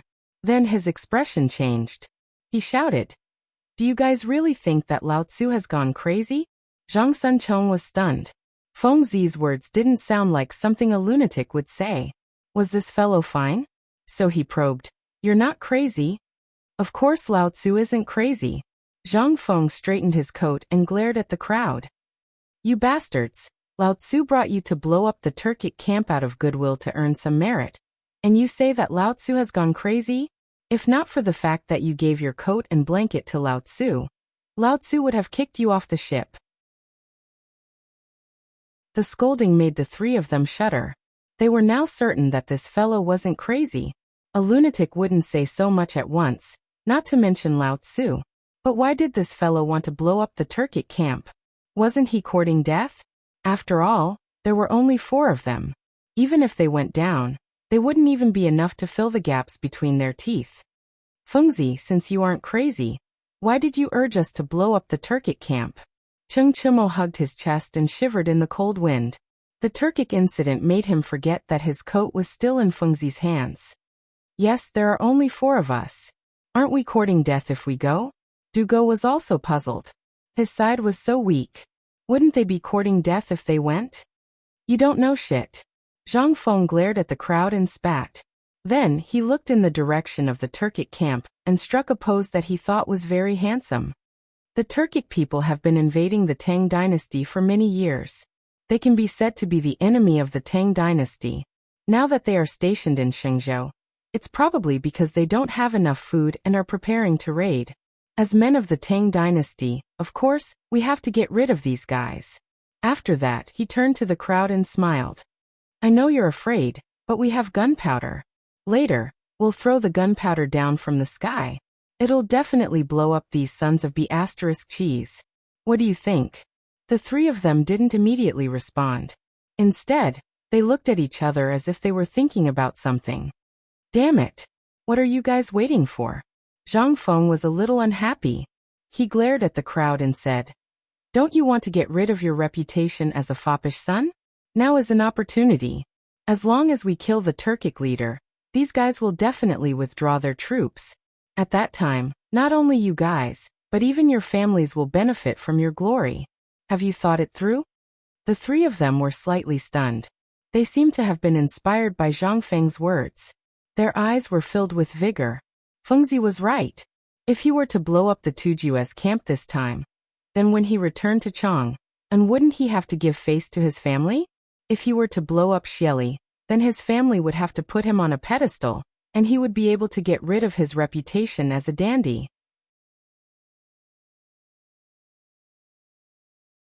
Chapter 1874. However, on second thought, there were only 4 of them while there were tens of thousands of Turks. Maybe there were even hundreds of thousands of them. How could they blow up this small amount of gunpowder? They couldn't even move a hair of the Turks. No, this method wouldn't work. The 3 of them looked at each other and talked for a while as if they had reached some kind of agreement. Wait, let us think about it first, Ching Chimo said casually. After that, he waved his hand and pulled Zhang Sunchong and Du Go to one side. Come here. This was a big matter. He wanted to discuss it with these 2 guys. Humph, you still need to discuss such a small matter. Zhang Feng looked disdainful and turned to look at the Turk camp. At first, he didn't want to blow up the Turk camp in Shenzhou. However, the hot air balloon kept floating in the direction of Shenzhou. Moreover, Cheng Tinu even took out the gunpowder. This terrible idea slowly emerged. The Turks were the enemies of the Tang dynasty. Even if they didn't blow up today, these guys would still come south after a while. Therefore, it was better to take action before they came to plunder. After a while, the 3 guys finally finished their discussion. They came to Zhang Feng and said, Fengzi, we've decided to do it. In fact, they didn't want to do it, but they found a very serious problem. They had boarded a pirate ship and couldn't get off. Yes, this was a hot air balloon. They couldn't land now unless they jumped down. It was better to fight than to fall into the hands of the Turks. That's my good brother. Zhang Feng chuckled and patted the 3 on their shoulders. Come, take out the gunpowder. Let's get ready. Ching Chimo smiled bitterly. Who was your good brother? Was this how good brothers should be? However, he naturally didn't dare to say these words.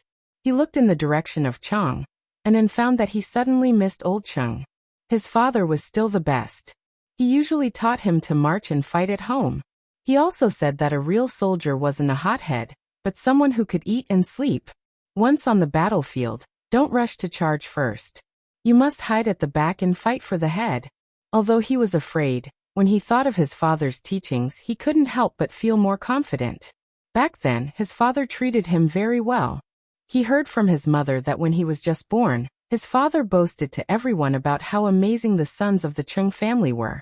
He said that they would definitely do great things in the future. When he was 3 years old, his father taught him how to drink. When he was 4 years old, he taught him how to ride a horse. When he was 7 years old, his father told him what kind of woman would give birth to the best children. Thinking about it carefully, it would be pretty good if his father didn't beat him often. But now he was going to accompany this guy to his death. If his father was here, he would definitely be sad. Not only him, but also Zhang Sunchong. His heart was like a bottle of mixed feelings. No matter what, he was still a relative of the royal family and had countless honors. It was not an exaggeration to say that he could do whatever he wanted on the streets of Chang'an. The emperor was his uncle, the empress was his aunt, the crown prince was his cousin, and his father was the Duke of Qi, who dared to provoke Lao Tzu. But now he had to throw his life away with this lunatic. It wasn't worth it. However, he had already boarded the pirate ship. There was no room for regret, unless he jumped down from here. Glancing at the height of 1,000 feet, he shuddered. If he jumped down, he would probably be smashed to pieces, right? He would also be trampled by the Turks. It was scary just thinking about it.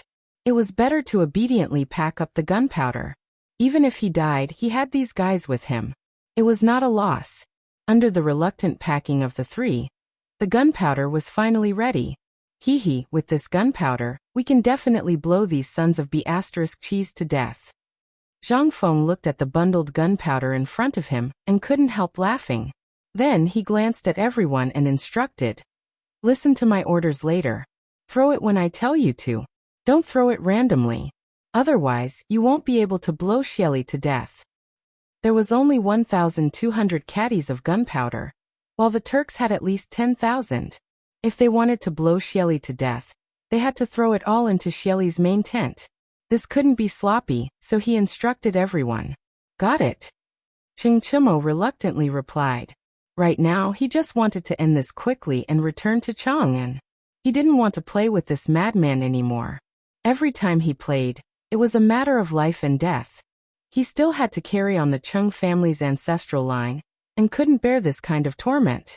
Zhang Sunchong and the other two were silent because their thoughts were similar to Ching Chimo's. They just wanted to leave this troublesome place as soon as possible. Moreover, they had already discussed earlier that the three of them would advance and retreat together. If Fengzi was too excessive, then Tainyo would be the one to resist. After all, this guy was strong and could fight evenly with anyone. Since you guys don't have any objections, then I'll go do some work now. Zhang Feng smiled. He actually knew what these guys were thinking. However, since they had boarded Lao Tzu's ship, there was no reason to disembark. Cough cough. From now on, the three of you will take turns to keep watch. Once you see Xieli's main tent, notify immediately. The other two rest. In a while we'll throw the gunpowder, so rest up first. What about you? Zhang Sunchong frowned. He had a bad premonition.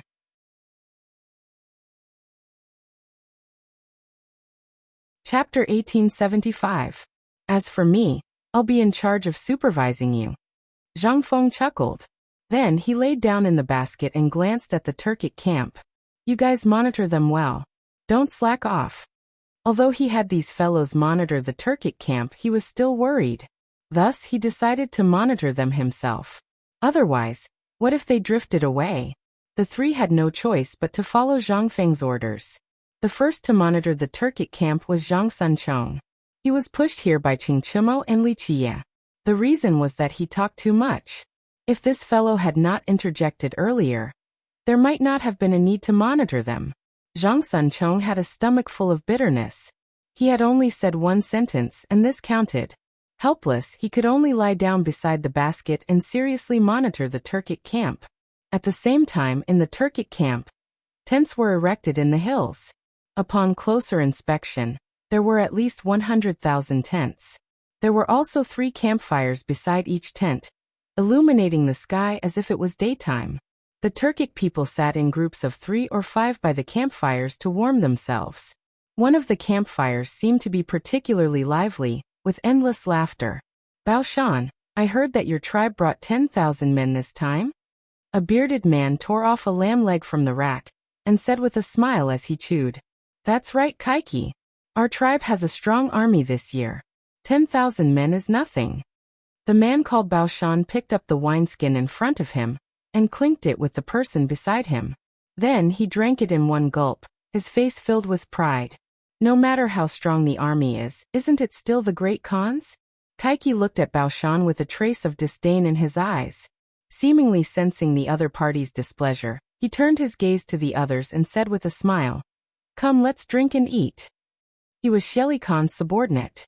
As the subordinate of the overlord of the grassland, he naturally had the right to look down on others. No one was an exception to this. However, he did not notice the trace of coldness in Baoshan's eyes. Baoshan was naturally not an ordinary person. He was Tuli's subordinate. These past few years on the surface, Tuli and Shelly seemed to have a very good relationship, as if they were blood-related uncle and nephew. But he knew that the two of them were secretly scheming against each other. He had long been dissatisfied with this Shelly's lackey in front of him, but it was not good for him to flare up, because the other party's influence was really much greater than his own.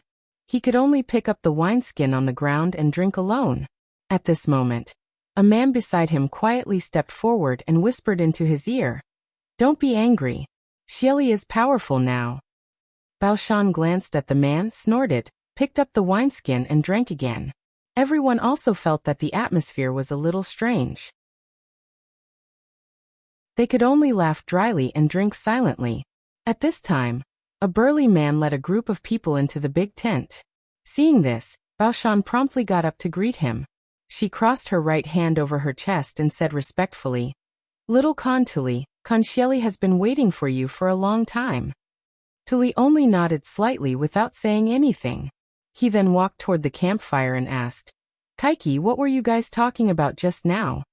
Reporting to the little Khan, your subordinate did not talk about anything. We were just drinking.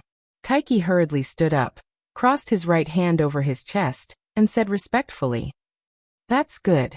Tuli snorted coldly and waved his hand. Let's go into the tent. Seeing that Tuli had left, Kaiki slowly got up. However, a trace of coldness flashed in his eyes.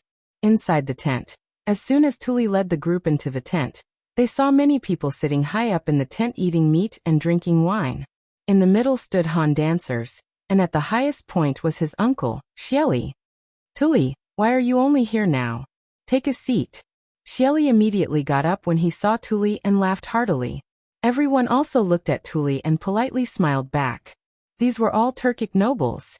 Many of them had troops and horses in their hands, enough to dominate a region. Uncle, you are too polite. Tuli smiled and hurriedly went forward. He gave Shelly a bear hug before letting go and found a place to sit down. He was the son of the previous Khan. It was reasonable to say that the Khan was his. However, when his father died, he was still young. Therefore, the Khan was temporarily inherited by Shelly. Over the years, Shelly had given him some benefits in order to put up a show. He also let him manage the grassland. However, he knew very well that Shelly did this to shut the nobles' mouths. After all, the Khan did not belong to him. He had not forgotten how to take back the Khan that belonged to him. However, Shelly's power was too great. There was no chance at all. He also knew that his uncle had been guarding against him. Therefore, he had not lived well over the years. Sometimes, he even thought of forming an alliance with the Tang dynasty to destroy Shelly together. However, when he thought of his father, this idea was slowly dispelled. When his father was on the throne, which force in the Central Plains did not pay tribute to him like the Turks, he would not want to see him ask for help from the Tang dynasty. However, this power-stealing guy in front of him was very annoying. Just as he was thinking about countermeasures, Shelly picked up the wine cup in his hand and slowly got up. Everyone, I have gathered everyone here. I don't need to say more. You all know what I mean. That is how to attack the Tang dynasty.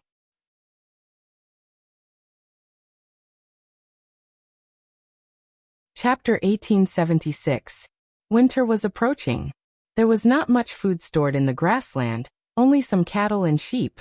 However, it was not a solution to keep killing cattle and sheep. What about next year? The only way was to rob and plunder. This was also a tradition of the Turks since ancient times. As long as winter came, they must go south to plunder. The leaders of the various tribes also deeply understood this principle, which was why everyone had gathered together. Khan, what's there to discuss? Just fight. A man with chest hair stood up. He walked to the middle and hugged a Han woman. He rubbed her body and laughed. Look, the women of the Tang dynasty are so soft and tender. Bring them back to warm the bed. Ha ha ha, Go To is right. Women like this are waiting for us in the Tang dynasty. We can't miss it. Another burly man walked out. He held a wine glass in his left hand and a dancer in his right hand.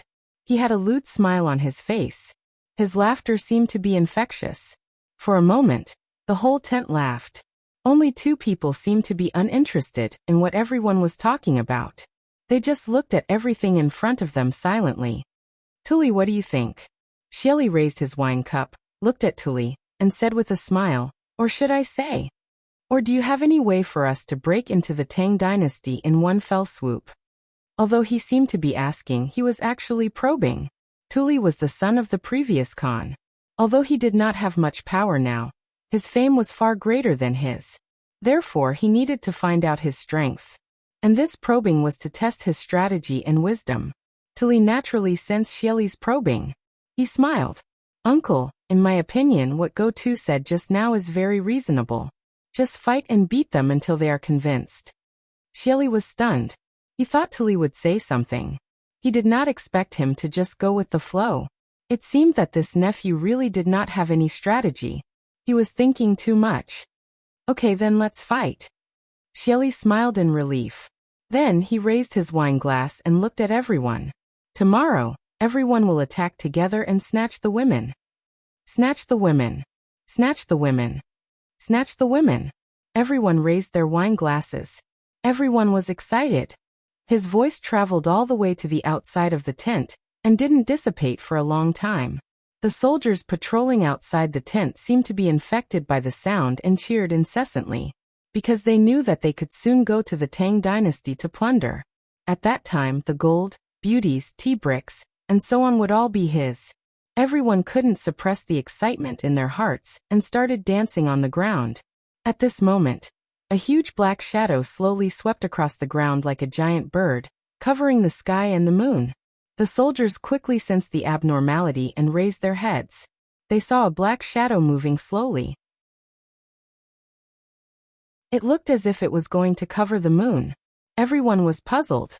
The thing in the sky didn't seem to be small, so much so that it left a huge shadow on the ground.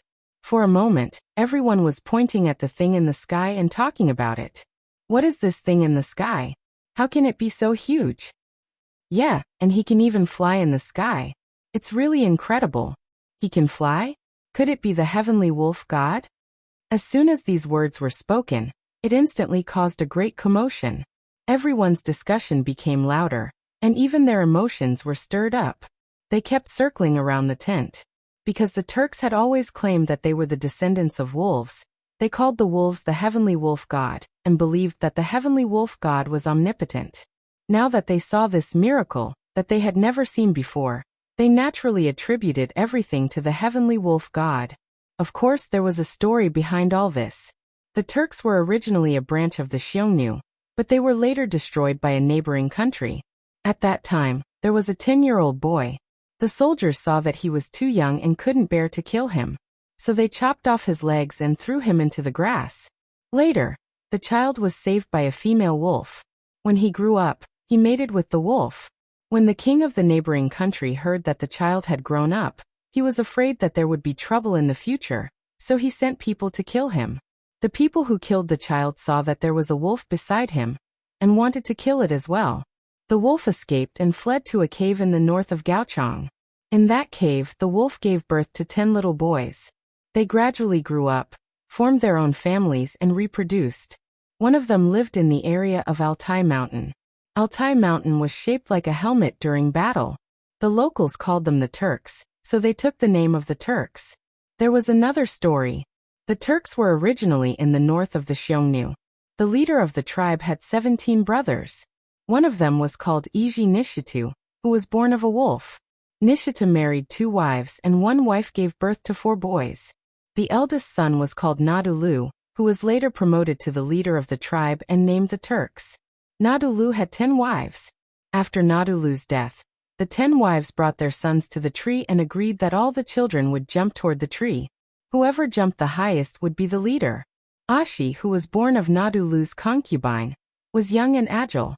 He jumped higher than all the other children and was promoted to the leader. This story also showed that the Turks were passed down by wolves.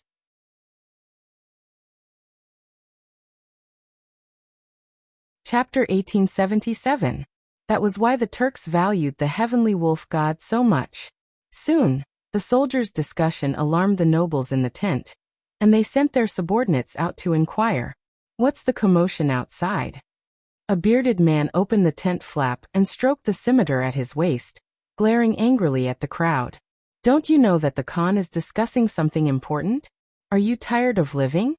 The flickering light shone on the man's face, making him look sinister and terrifying. The crowd wasn't in the mood to care about that. They all pointed to the sky and looked at the man. "General Yashin, look at what's in the sky. Everyone is saying that the heavenly wolf god is here. Take a look." "Heavenly wolf god?" Yashin frowned. He was also a Turk and also believed in the heavenly wolf god, but he had never seen it before. Now the heavenly wolf god had actually appeared? He couldn't hold back his curiosity and glanced at the sky. With just one glance, he felt like his world was about to collapse. Something was flying in the sky. And it wasn't small either? Could it really be the heavenly wolf god? Yes, it had to be the heavenly wolf god. Only the heavenly wolf god had such magical powers. He could no longer suppress the joy in his heart, and scrambled into the tent. Because he was too excited, he almost stumbled. Fortunately, he steadied himself in time and hurriedly prostrated himself on the ground, shouting, "Great Khan Shieli, the heavenly wolf god has appeared outside." At this point, everyone's eyes suddenly widened. The tent was so silent that one could hear a pin drop. Only Yashin was still talking to himself. After a while, Shieli seemed to have sensed something. He slammed the table and stood up, looking at Yashin excitedly. "What?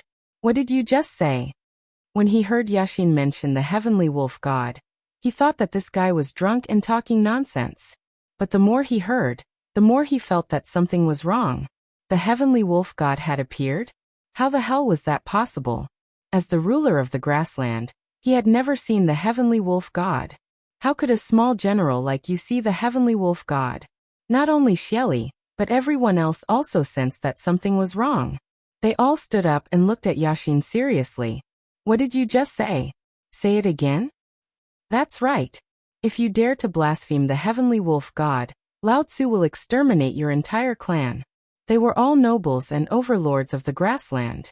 In their hearts, they had supreme reverence for the heavenly wolf god. They believed that everything they had was bestowed upon them by the heavenly wolf god, and that the heavenly wolf god was their ancestor. Even a person of his status had never seen his ancestor. How dare a small general like you talk nonsense here?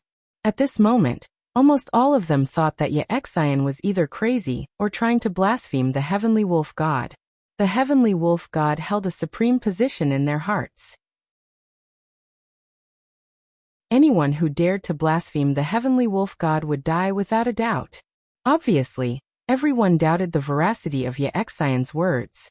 After all, no one had ever seen the serious god. Now this guy was saying that the serious god had appeared? Moreover, it was so sudden. Who would believe it? It was like you were praying to Buddha. As you prayed, someone said that Buddha had appeared. Would you be able to accept it immediately? Of course not. His first reaction was to be dumbfounded. However, Yexian didn't think so. He had seen the heavenly wolf god with his own eyes. "Khan nobles, everything I said is true." Yexian looked around at everyone. He kept waving his hands and pointed outside the tent from time to time. He was very emotional. "When I went out to take a look just now, I saw something flying in the sky. It had already covered the moon. Tell me, if that isn't the heavenly wolf god, then what is it?" As soon as he finished speaking, the tent fell silent. Everyone was silent. Shieli frowned. This guy didn't look like he was lying. Moreover, This guy had no reason to lie and wouldn't dare to do so. But let's go. Everyone follow me out and take a look. He waved his hand and decided to go out and take a look. Everyone didn't hesitate. They got up and followed him. After all, Wuxia didn't have the guts to lie to everyone. After listening for so long, they might as well go out and take a look. For a time, almost everyone in the tent had left. Only one table was left. That was Tuli. He felt that something was wrong and was hesitating whether to go or not. Little Khan, what should we do? Baoshan whispered in Tuli's ear. Tuli frowned. Although he felt that something was wrong, everyone had gone out. It seemed a little inappropriate for him to not go. So he said, let's go and take a look too. After saying that, he stood up, waved his sleeve, and walked out of the tent. Outside the tent, as soon as Xieli let everyone out, he found a dark shadow on the ground. The soldiers were dancing as if they were cheering for something. They kept shouting, "Long live the heavenly wolf god." He sensed the abnormality and suddenly looked up. He vaguely saw some shadow floating in the sky. The shadow actually covered the moon. Huh. What was that? How could it fly in the sky? And it could even cover the moon? It seemed a little too magical. Could it be that it was the heavenly wolf god like everyone said? He wasn't the only one who had this question. The nobles also had this question.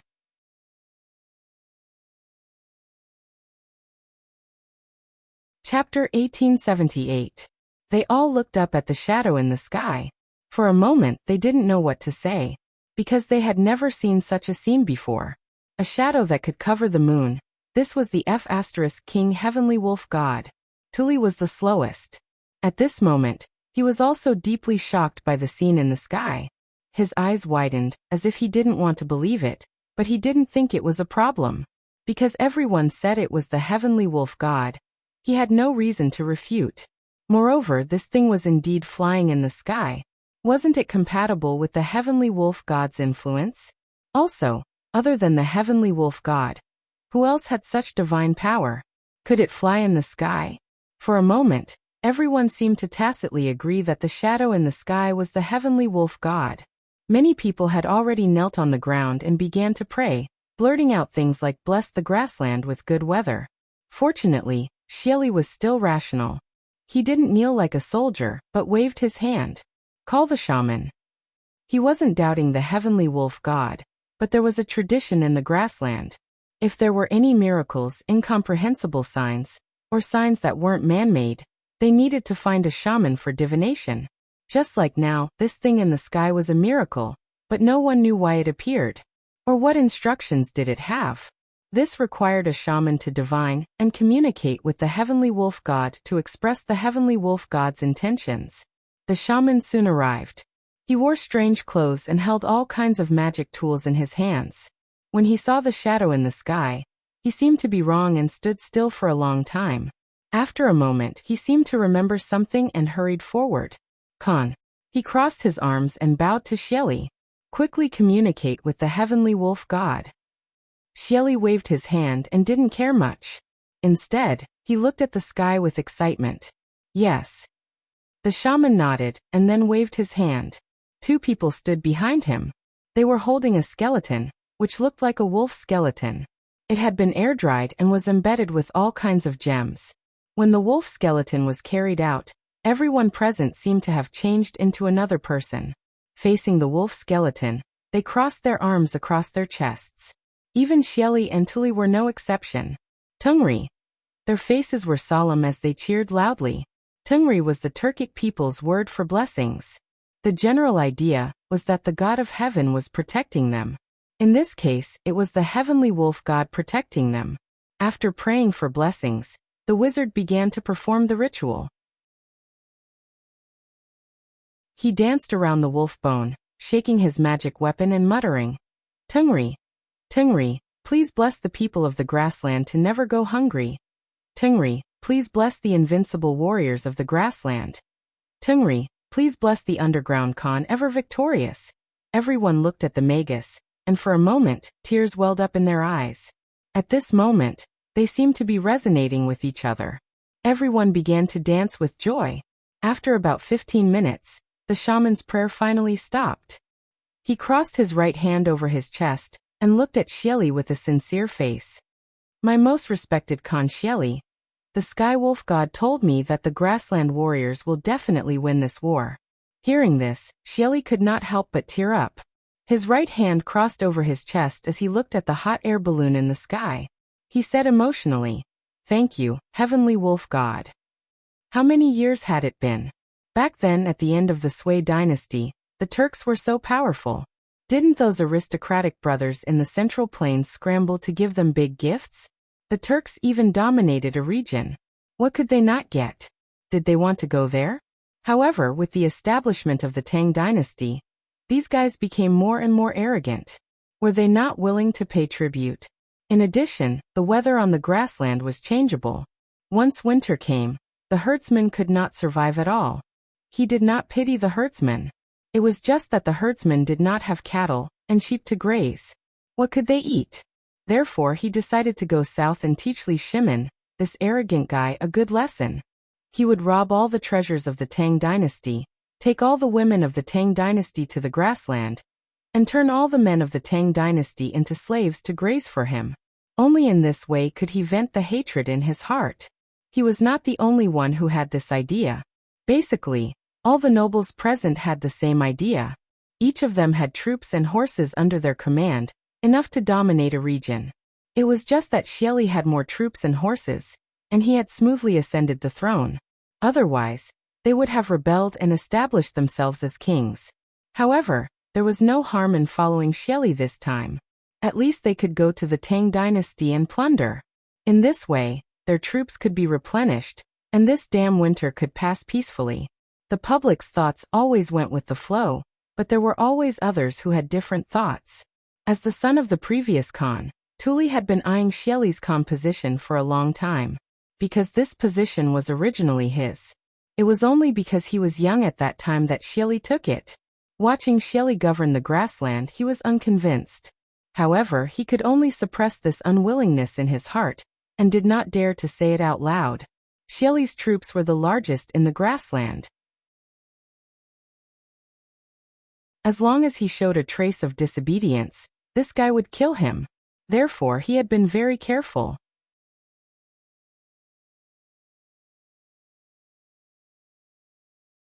Chapter 1879. Until now, the wizard actually said that Xieli would lead the grassland to win this war? This was undoubtedly a blow to him. It was not that he did not want the grassland to win, but that he did not want Xieli to win. Once Xieli won, this guy's reputation in the grassland would be higher, and the hope of his revival would be even slimmer. Thinking of this, Tuli felt as if a thorn had pierced his heart, and the pain was unbearable. He glanced at the cheering Xieli, and resentment grew in his heart. Xieli knew all this, but at this time, he was not in the mood to care about this. Instead, he opened his arms and looked at the hot air balloon with a sincere face, trying to accept the blessing of the serious god. This was the wizard's method. As long as he looked at the serious god sincerely, the serious god would bring courage, force, wisdom, and blessings to this land. And he would lead countless grassland warriors to rush into the Tang dynasty and take away the wealth and women of the Tang dynasty. He would let this group of lowly Han people remember that the land under their feet was a gift from the serious god.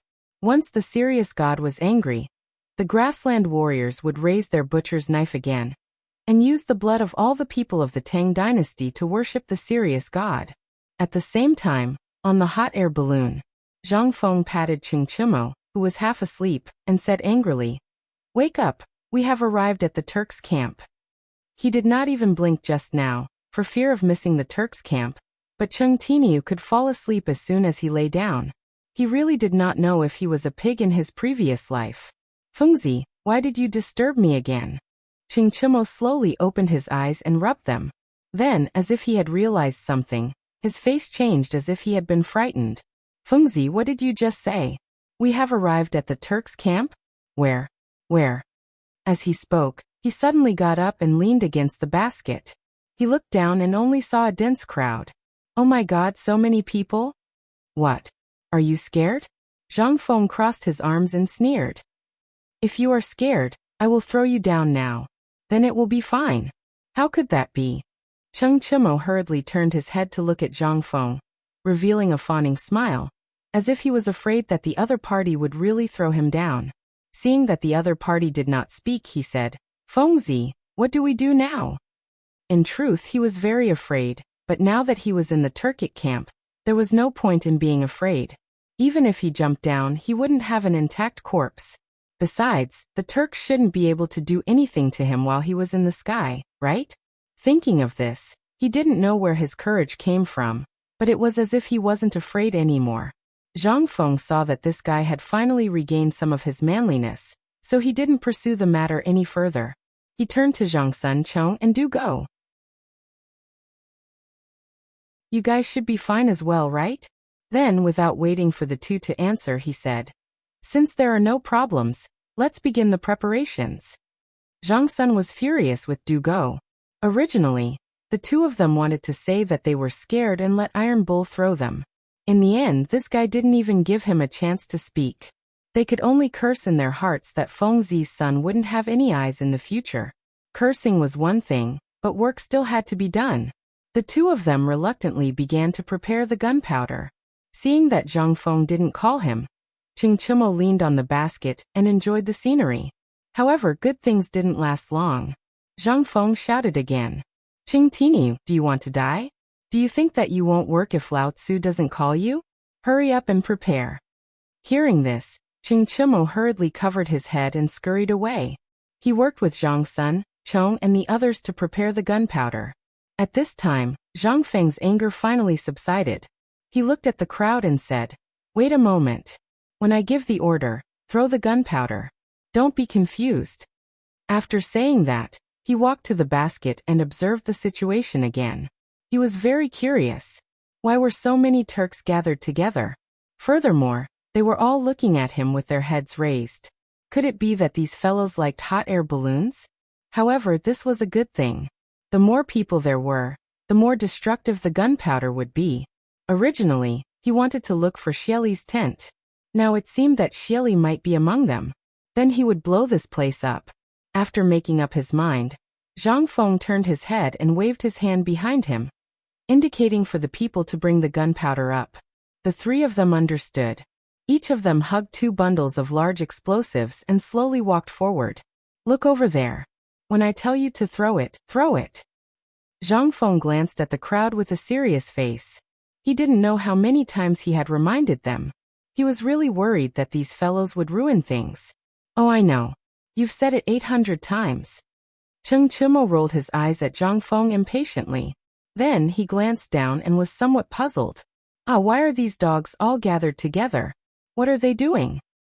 Isn't it obvious? Zhang Sun curled his lips as if he understood very well. They are looking down on us. We brought so much gunpowder, and they didn't even dodge. They are looking down on us. Yes, they are looking down on us.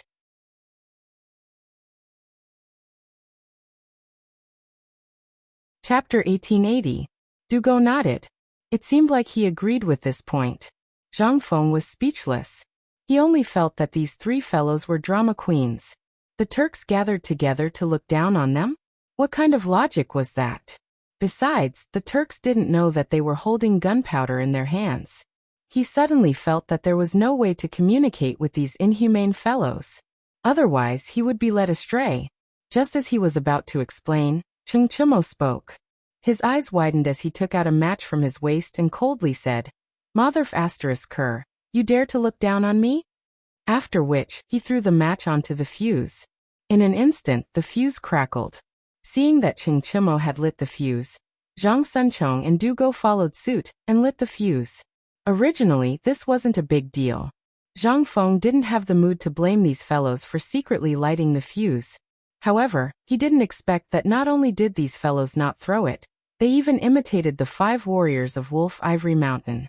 After lighting the fuse, they even held it in their hands and glared at the Turks below, trying to kill them with their eyes. This scared Zhang Feng to death. He threw a slap over and said angrily, "Motherf asterisk Kerr, hurry up and throw it away. Hurry up and throw it, it'll be too late." Only then did the 3 of them react. They hurriedly threw the gunpowder in their hands down. After throwing it, they still didn't seem to be satisfied. They hurriedly threw it. Zhang Feng could only watch from the side, afraid that the hot air balloon would explode. In an instant, a gift pack of 1,200 caddies of gunpowder was thrown down toward the Turks' camp.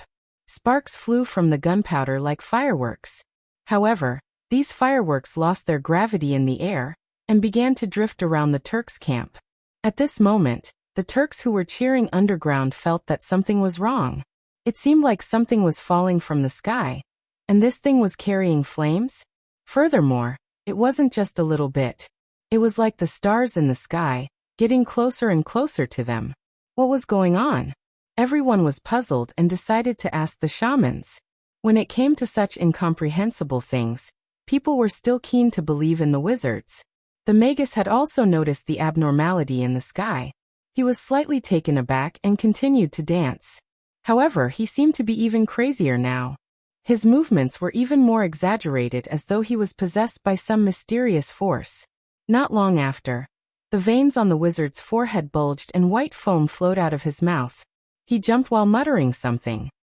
Almighty Heavenly Wolf God, please bestow upon the prairie warriors the greatest power, so that the prairie warriors will be invincible. Hearing the cheers, the crowd became excited. It was as if they had been summoned by the Heavenly Wolf God. The blood in their bodies burned as they scrambled to cheer. Heavenly Wolf God. Following a series of cheers, the things in the sky finally fell down. One of the fuses used to bind the gunpowder seemed to have burned out at the moment it fell to the ground. The ground that was originally illuminated by the fire suddenly flashed with a glaring white light. Rumble.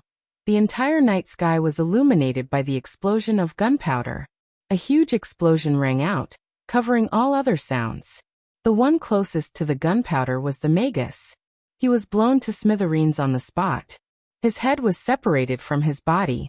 Mince flesh began to roll in the sky, and could be seen everywhere on the ground. Many soldiers were in the same situation. Mince flesh was scattered all over the ground. After the explosion, it was as if the entire world had quieted down. Immediately after, waves of air swept out in all directions. Wood shavings, mince flesh and other things began to fly in the air. Kerosene leaked out and splashed on the surrounding tents. The campfire was ignited, and the area within a radius of 10 feet was a sea of fire. Before Shelly could react, he felt a wave of air attack and pushed him far away. Even his ears were buzzing. At this moment, he was half lying on the torn tent. His face was full of spots from iron shavings. The armor on his body had already been torn into pieces. One of his hands was trembling as he stroked his chest. The other arm was long gone. A large amount of blood flowed out of the torn wound and dyed the ground red. He squinted his eyes. It was unknown if he was unwilling to open them, or if he could not open them. He was howling in grief. His body was trembling nonstop. There was not a single piece of good flesh on his body. His body was covered in blood, and there was also a lot of iron shavings. It was unknown whose blood it was. At this moment, it had already invaded his entire body. Not far away, a burning tent covered a burly man's body. This man was none other than Tuli. Just now he was overthrown by the air wave. Coincidentally, the burning tent fell down, adding injuries to his injuries. He tried hard to stretch out his right arm, but found that he could not exert any strength. However, the burning tent covered his body. Waves of burning sensation came. As if he had regained his strength, he clenched his teeth and finally tore off the burning tent. At this moment, Tuli's face was finally revealed.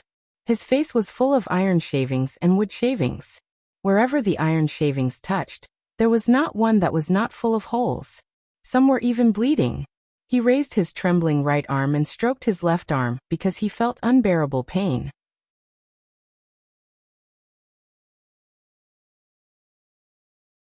Chapter 1881. Sure enough, the skin and flesh on his left arm were gone. A large piece of white bone was exposed as if it had been gnawed by something. He vaguely remembered that he did not have anything to defend himself against the powerful blast of air just now, so he subconsciously raised his left arm. That was what he got in return. The pain was unbearable. He subconsciously touched his side, and a piece of cloth appeared in his hand. He clenched his teeth and pulled with his right arm, but the cloth did not move at all. He had no choice but to use more strength. Although he was injured, the grassland men had always been brave. This problem did not stop him. The cloth was slowly pulled apart, and an ear-piercing sound was heard. If it was under normal circumstances, he might have found it pleasant to hear. After all, he had once pulled the clothes of a Han woman like this. But now he felt that it was ear-piercing. The cloth was finally pulled apart. He tried hard to open his burned eyes, trying to find his injured left arm. However, all he saw was a gray sky. Around him were minced meat, corpses, wood chips, fire, and so on. The smell of death flowed into his body through the tip of his nose. The unpleasant smell made him cough twice. However, these two coughs caused him to cough up blood and foam. He could not care less. He turned his head and bit the cloth. His right arm was twisted back and forth. Waves of pain came and he kept howling. Finally, after twisting for a long time, he was done. He clenched his teeth and tried to sit up with his right hand on the ground. However, waves of pain came from his abdomen, making him feel as if he was being torn apart. In the end, he gave up. He could only lie down and glance at the surroundings. With just one glance, he saw death, blood, and sacrifice. The whole camp was razed to the ground. Fire, burning tents, and minced meat were everywhere. He felt a little nauseous. However, there was nothing in his stomach. He could not vomit, so he could only dry heave. Waves of wailing came from not far away. It sounded like the screams of ghosts from hell, but also like the cries of people who were about to die. The whole Shang prefecture was shrouded in panic. At this moment, the neighs of war horses came. Tuli turned his head and glanced in the direction of the sound. He saw a group of people rushing over. They were the people of various Turkic tribes. Khan, Little Khan. The people who came kept shouting. It was as if Tuli heard his savior. With great difficulty, he raised his right arm to signal for help. Those sharp-eyed men and horses quickly realized what was going on. They hastily stepped forward to support Tuli. Little Khan, how are you? The one who spoke was a big man with a full beard.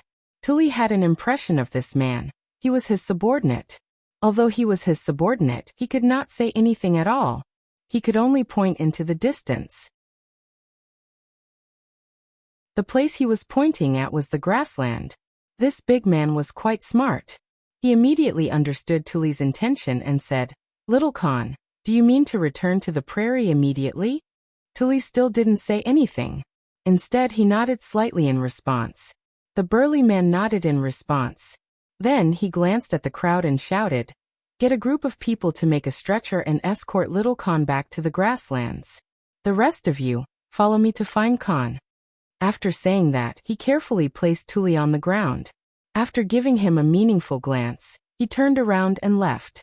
However, from beginning to end, Tuli's arm did not lower, as if he still had something to say, but that big man had already disappeared.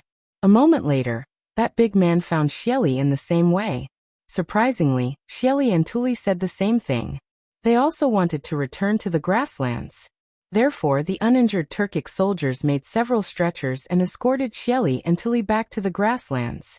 At the same time in Shangzhou City, ever since Jin Sheng, the provincial governor of Shangzhou, received the news that the Turkic people were coming to the Tang dynasty to plunder, he had been training his troops every day. He knew that he was no match for the Turkic people. Therefore, while training, he asked the imperial court for reinforcements. However, something strange happened. The war had not started yet, but the Turkic people had already started fighting among themselves. To be more precise, the heavenly thunder struck over the Turkic people, and a fire broke out overnight. Did they withdraw their troops overnight? Not a single soldier was left behind. This made Jin Sheng a little confused. Why would the heavenly thunder strike where the Turkic people were stationed without any reason? Taking a step back, even if there was a heavenly thunder, why didn't these Turkic people know to avoid it? Moreover, the Turkic people claimed to have 200,000 troops this time. No matter how powerful the heavenly thunder was, it was impossible to annihilate 200,000 troops overnight. Strange. Judging from these signs, some of them were strange. They had no reason to give up going south. Did the Turkic people not plan to plunder anymore? That was impossible. Based on his years of experience in guarding Shangzhou, this was simply impossible. First of all, The Turkic people would run out of food in winter.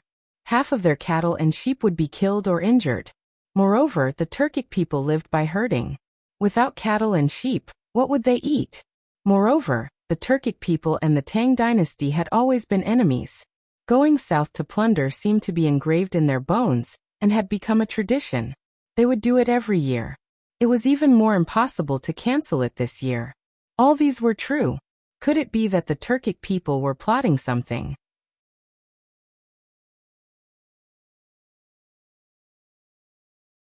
Chapter 1882. The more he thought about it, the more he felt something was wrong. Jinsheng glanced at the guard beside him and said, "Wu Pu, immediately count 10,000 troops. I think something is wrong. I have to go personally." Wu Pu frowned. The news of the Turks' withdrawal was checked by his men. He did not believe it at first. He ordered people to check it 5 times before he could confirm it. After telling the general did not believe it even more. He had already sent 5 groups of people to check. Now he wants to check again? He wanted to refuse, but thinking that the general wanted to go personally, he cupped his hands and said, "Yes, General." After that, he turned around and began to select the troops. After a while, the troops were finally counted. Wu Pu cupped his hands and said, "General, the troops have been counted. There are 10,000 people in total. General, please check." "Okay." Jinsheng turned his head and glanced. Seeing that there was no problem, he waved his hand and said, "Everyone set off. The destination is the Turks' camp." After that, he mounted his horse and galloped toward the city gate. Wu Pu saw that the general had set off. He did not hesitate and led his men to catch up with Jinsheng. The guard at the gate of Shenzhou City was on duty. Seeing a large group of people rushing over, he wanted to scold them. But when he saw that it was the general, he did not dare to be negligent. He quickly ordered the people to lower the drawbridge. There were no obstacles along the way. Jinsheng led 10,000 people and smoothly arrived at the Turks' camp. Before he even got close, a pungent smell wafted over. Wu Pu covered his nose. His face was a little ugly. "General, what is this smell?" Jinsheng frowned and did not answer immediately. Instead, he squatted on the ground and picked up a handful of red-hot soil to smell it. However, he could not tell what it was. He could only say, "I don't know either. However, this should be the smell of the heavenly lightning you mentioned." After that, he immediately got up and waved his hand. Everyone speed up. He now believed that the thunder was real. Otherwise, how could he explain the soil? The soil under his feet was yellow, but now it was red. Without powerful fire, it was difficult to do. The group sped up. After a while, a desolate scene appeared in front of everyone. There were pieces of flesh everywhere. Blood dyed the ground red. Burnt cloth could be seen everywhere. And there were even large words written on it. Xieli Khan. The sawdust that had not been completely extinguished glowed in the dark night like fireflies in summer. At this moment, they seemed to be cheering for freedom. The broken scimitars and spears were stabbed into the ground in disarray. They seemed to have decayed, and were covered with a layer of yellow and white matter. It looked incomparably desolate. Not far away, a few vultures were circling above a few corpses that had not been completely buried. There were many iron scraps on the corpses, but the broken spears were still in the hands of the corpses, as if these spears would take their souls to hell and slaughter them again. There was also a pack of wild wolves that had come to look for food. They were gnawing on a fragmented corpse, and their cold-blooded eyes emitted a dim light. They were like the soul reaper of hell, terrifying and horrifying. Looking at the crowd that was getting closer and closer, the wild wolf became more alert. It put down the pieces of meat in its mouth and opened its bloody mouth, revealing its fangs. "Halt!" Jinsheng waved his right hand and glanced at the wolves and vultures. He said coldly, "Drive the wolves away and form an encirclement. Investigate the situation here." Although the situation now was roughly clear, it still needed to be investigated to prevent the Turks from plotting. As the general of Shang province, everyone's lives were in his hands. He had to be very careful. "Yes, General." Wu Pu cupped his hands. He also knew the importance of the situation. He then turned his head and looked at the soldiers. Everyone divide into 8 groups. Clear the east, west, north, south, southeast, southwest, northeast, and northwest respectively. Except for the living, clear everything else out of the encirclement. Everyone accepted the order and quickly dispersed. The quality of the soldiers of Shang province was very good. Or it could be said that Jin Shang's tie was very good. In a short moment, they cleared the wild wolves, vultures, and other things and formed an encirclement. In addition, they also gathered all the intact corpses together. They did not dare to deal with them privately, so they could only wait for the general's order. General, all the corpses have been sorted out. There are about 5,000 people. Wu Pu cupped his hands and lowered his head. He said hesitantly, I also found traces of the Turks escaping. Should we chase? Jin Shang frowned. His first reaction was to chase and catch all of them in one net. But thinking about it, since the Turks had already escaped, they must have returned to the grassland. He only brought 10,000 people with him. How could he chase? Wouldn't he be courting death if he went up? So he said, forget it. Don't chase a cornered enemy. Let's look at the corpses first. After that, he no longer paid attention to Wu Pu and observed the fragmented corpses alone. A cold wind blew. The smell of cooked corpses and the stench of corpses drifted with the wind. He actually had a desolate feeling.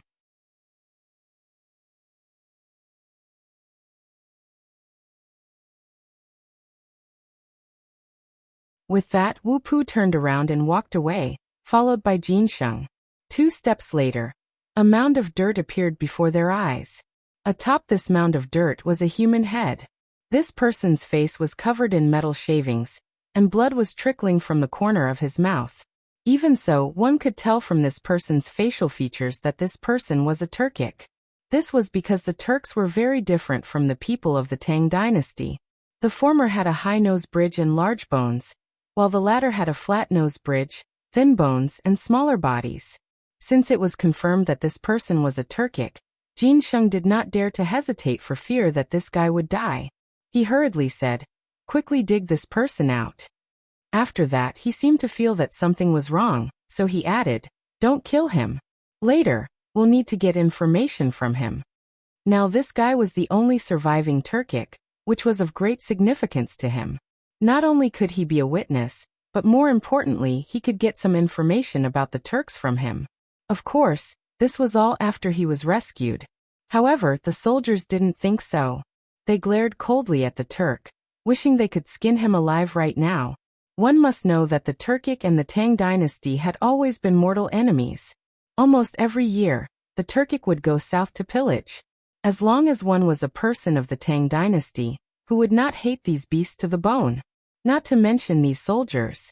Some of their fathers were killed by the Turkic, some of their sons were killed by the Turkic, and even more tragically, their entire families were killed by the Turkic. It was because of these reasons that they joined the army. Now they were actually asked to save a Turkic? How was this possible? Everyone was a little unconvinced. Soon someone stood up and said, General, you can ask me to kill the Turkic, but it's impossible to save him. That's right. These beasts killed my father. I can't wait to kill him now. More and more people began to shout. They raised their right arms high, and their eyes were bloodshot. Jin Shang had already expected such a situation. Who here did not have a deep grudge against the Turks? However, personal hatred was greater than national hatred. Only by saving the Turkic could they better understand the situation. After thinking for a while, he said earnestly, I know what everyone is thinking. It's nothing more than killing this Turkic to vent your hatred, right? Yes.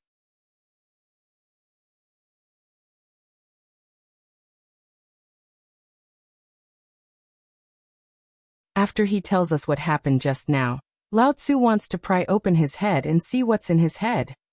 Cursing was cursing, but this was just a way to vent. Who wouldn't hate an enemy in front of them? Not to mention these hot-blooded soldiers. Their hands and feet never stopped moving.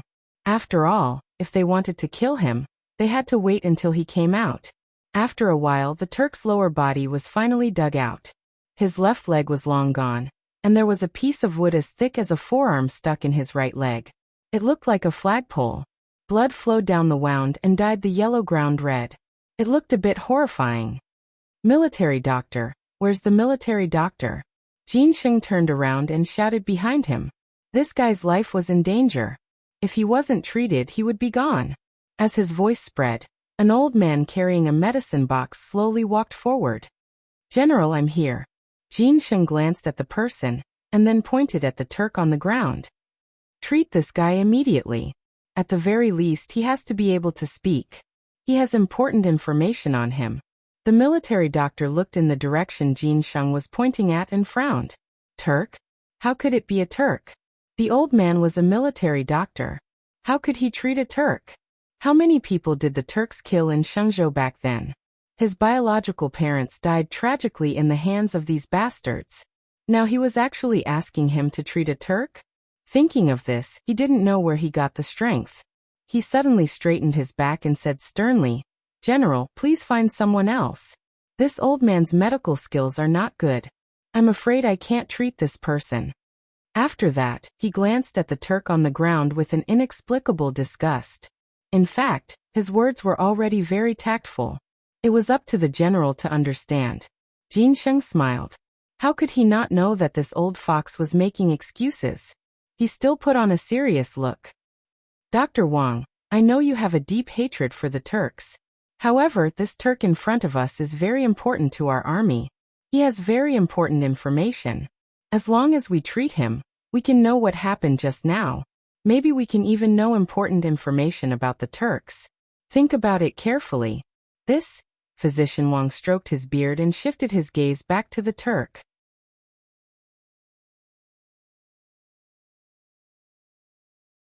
Chapter 1885. In fact, he also knew a little about what happened just now. He heard that the heavenly thunder killed many Turks. However, he didn't see it with his own eyes, so he found it hard to believe. According to the general, the Turk in front of him seemed to be the only survivor after the disaster. If he cured this person, he might really get something about the heavenly thunder. This will only be beneficial to my great Tang, and there will be no harm. At most, he would give this dog a dose of medicine to kill him. After making up his mind, he looked at Jin Sheng and sighed. Well, old man, let's save this dog. After that, he patted the medicine box and walked toward the Turk. However, he seemed to think of something and added, General, you have to promise the old man that when this guy is no longer valuable, let the old man poke 100 holes in him. This sudden valiance stunned Jin Sheng. He didn't expect that Dr. Wang, who usually didn't show his strength, had this side. However, on second thought, who hadn't been young before. So he said, Don't worry. As long as you don't kill him, you can even give him to your family for breeding. As soon as this was said, the people around couldn't help but laugh. Ha ha ha. The general really knows how to make fun of Dr. Wang. Everyone laughed as if they were laughing at the Turk for being a pig. Dr. Wang didn't care about the ridicule of the crowd. He just thought that they were laughing at the Turk, but he was still dissatisfied. He thought to himself, breeding this thing for a pig? Even a pig would despise it. After the laughter subsided, Dr. Wang began to treat the Turk's injuries seriously. He took her pulse and fed her medicine. In any case, he did all sorts of things. However, no one knew what medicine the old man gave him. After all, no one present knew medicine. After about a quarter of an hour, the Turk finally woke up. He opened his blood-red eyes and looked into the distance. His hand was half raised and his mouth was muttering something. Jin Sheng frowned and was a little dissatisfied.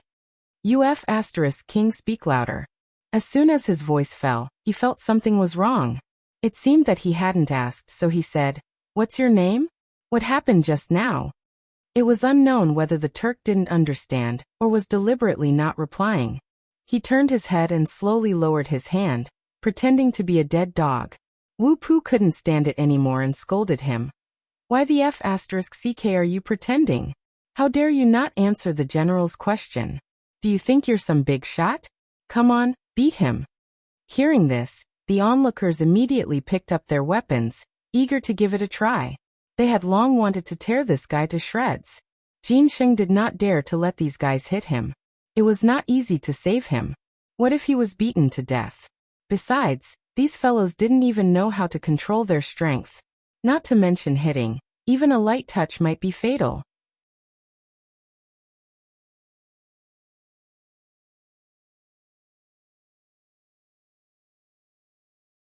Chapter 1886. What was more infuriating was that these guys didn't seem to feel ashamed. Instead, they looked satisfied. Instantly, he felt unwell all over. Did these guys have special fetishes? He didn't dare to think about it and quickened his pace. The Turk was half lying on the ground. He was also naked. Tears were still flowing from his eyes as if he had suffered a great grievance. Cough, cough. Jin Sheng deliberately coughed twice and glanced at the Turk. Are you willing to talk now? He purposely ignored these soldiers so that he wouldn't embarrass himself later. Unexpectedly, this Turk seemed to have changed into a different person. When he saw Jin Sheng, it was as if he had seen his savior. He wiped his tears and sobbed. General, your soldiers are not human. Cut the crap. Hurry up and talk. Jin Sheng's face darkened. He was a little impatient.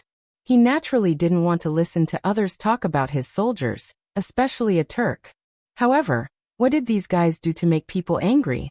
Why did they make a Turk who was originally very strong-willed become like this? It seemed that he had to teach these guys a lesson when he went back. Otherwise, Sheng's state would be in chaos. Thinking of this, he glanced at the people around him and pretended to be angry. However, these guys didn't seem to see it. They stared at the Turk and kept laughing. At this moment, the Turk spoke. General, I was an archer under Xieli Khan. Just now, a shadow appeared in the sky. That guy directly covered the moon. Covered the moon? Jin Sheng couldn't help but interrupt. He was a little suspicious of what the Turk said. What kind of thing could go to the sky? Damn it, cover the moon? How was this possible? However, a few days ago, news came from Chang'an, and that the vengeful spirit of the Xuanwu Gate had come to the world, which also covered the sun. Even His Majesty was ready to issue an edict of punishment. Now, in comparison, it seemed that the two had some similarities. It seemed to be possible. Therefore, he said, continue. The Turk didn't seem to be angry because of Jin Sheng's interruption. Instead, he was very happy because he really didn't want to fall into the hands of this group of soldiers. Damn it, they were not human. They actually, forget it, I'll just endure it. Thus he continued. General, that thing floated in the air for a while. It was fine at first, but then it stopped in Khan Xieli's tent. We thought it was the celestial wolf god, so we cheered. Khan Xieli also thought it was the celestial wolf god, so he sent wizards to divine, but halfway through. At this point, tears actually fell from the corners of his eyes. Because he thought of his family. His eldest brother and second brother had been blasted into minced meat just now. He had seen all of this with his own eyes, but he had no way to stop it. He hated it. He hated himself and hated the thing in the sky. There was even a hint of hatred for Khan Xieli.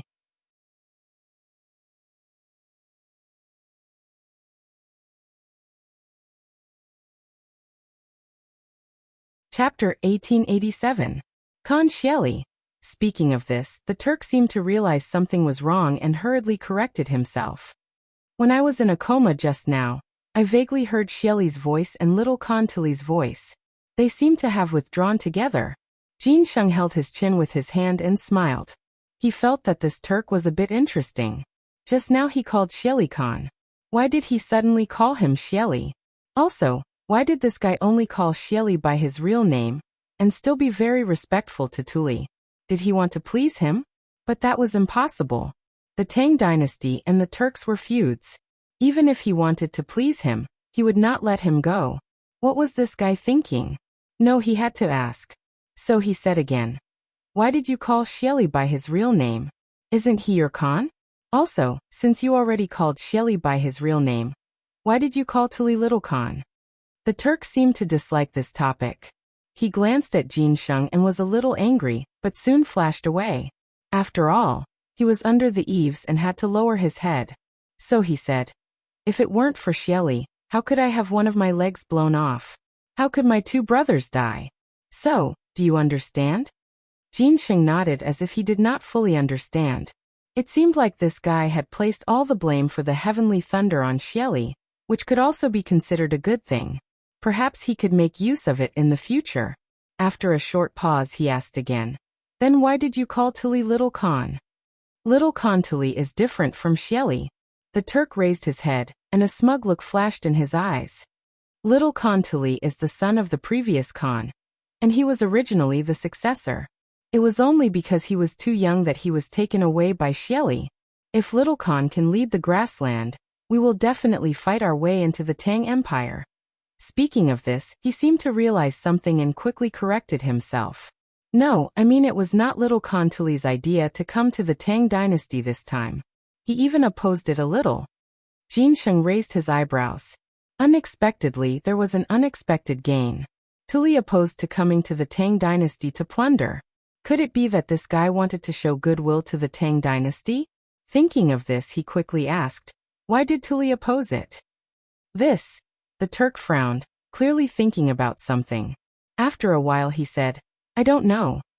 He wasn't wrong. He really didn't know.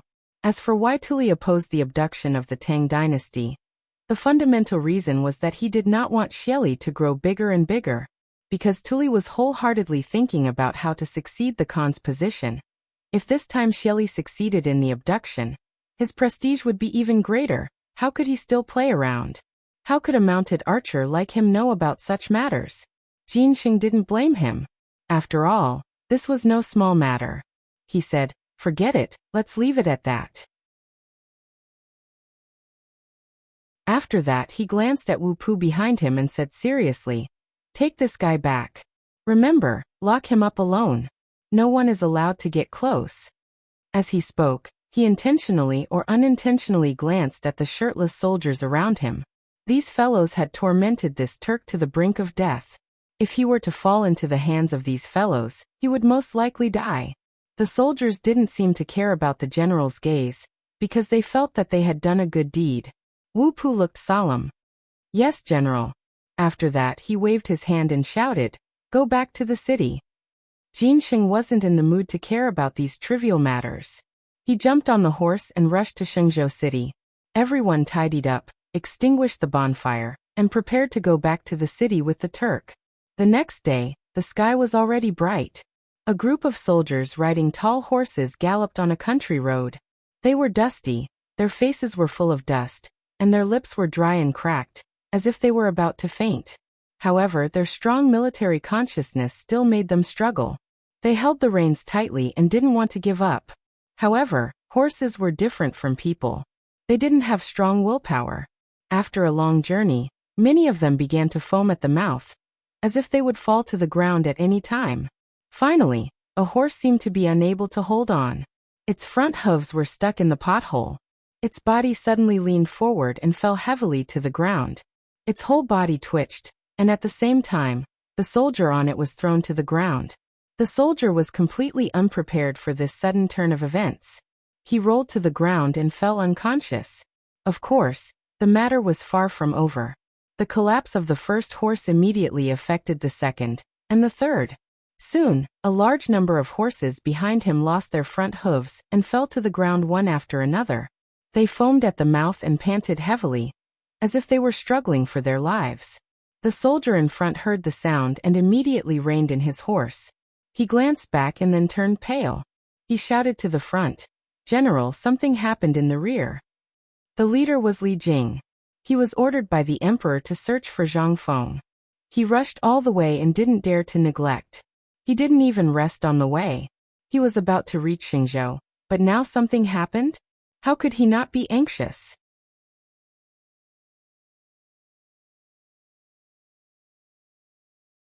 Chapter 1888.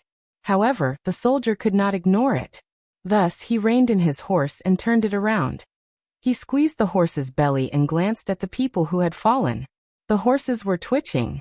They were probably too tired. The soldiers kept wailing.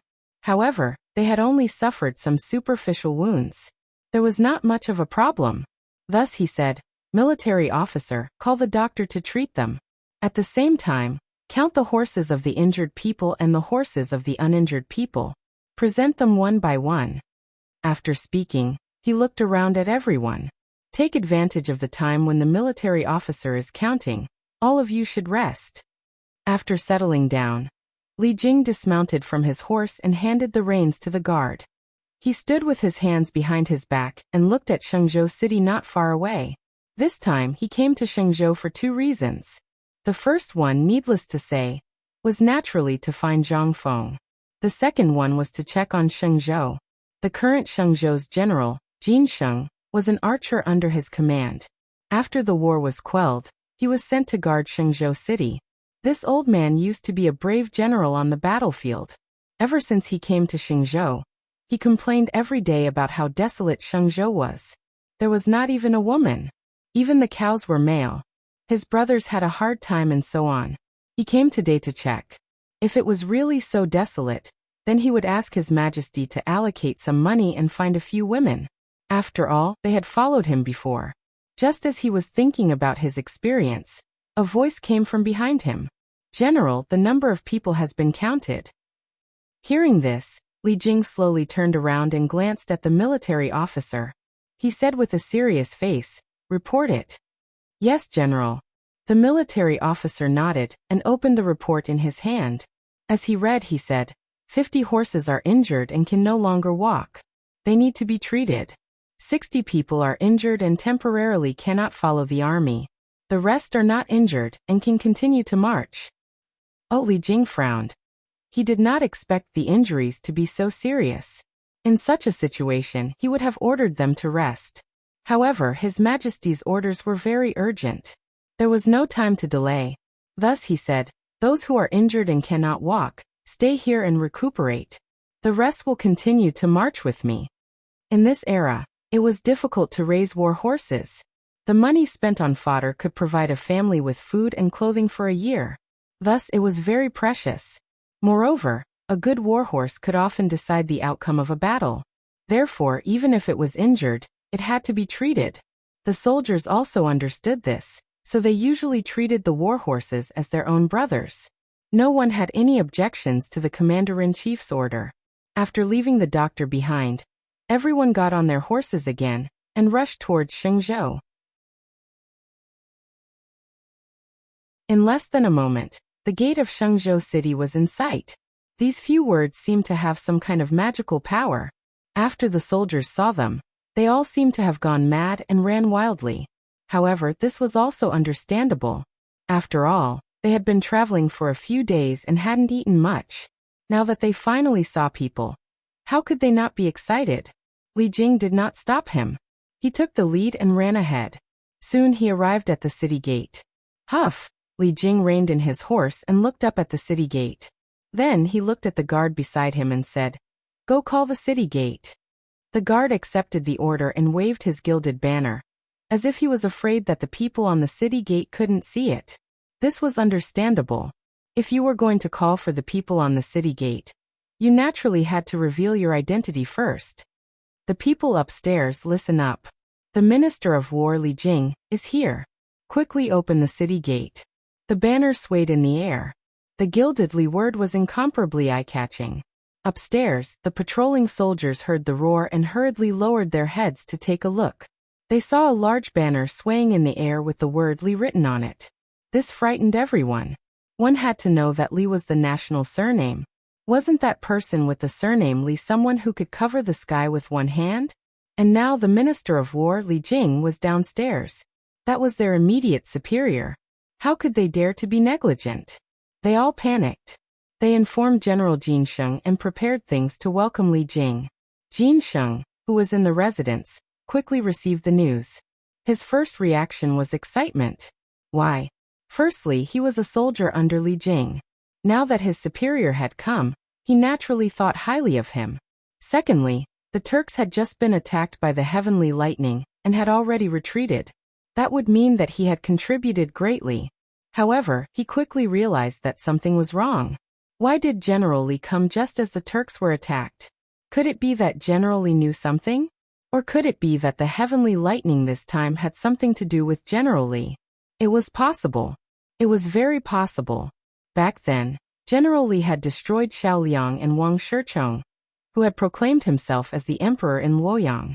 He had also destroyed the largest separatist force in Jiangnan Nanliang. There was also Pafu, who had taken the lead and destroyed Feng Huiliang, killing more than 10,000 rebels and drowning people. Wasn't that an unparalleled feat? Perhaps the heavenly lightning had specially descended, because General Li was coming. In that case, General Li was the main contributor this time. Thinking of this, Jin Xing shuddered and quickly walked out of the residence.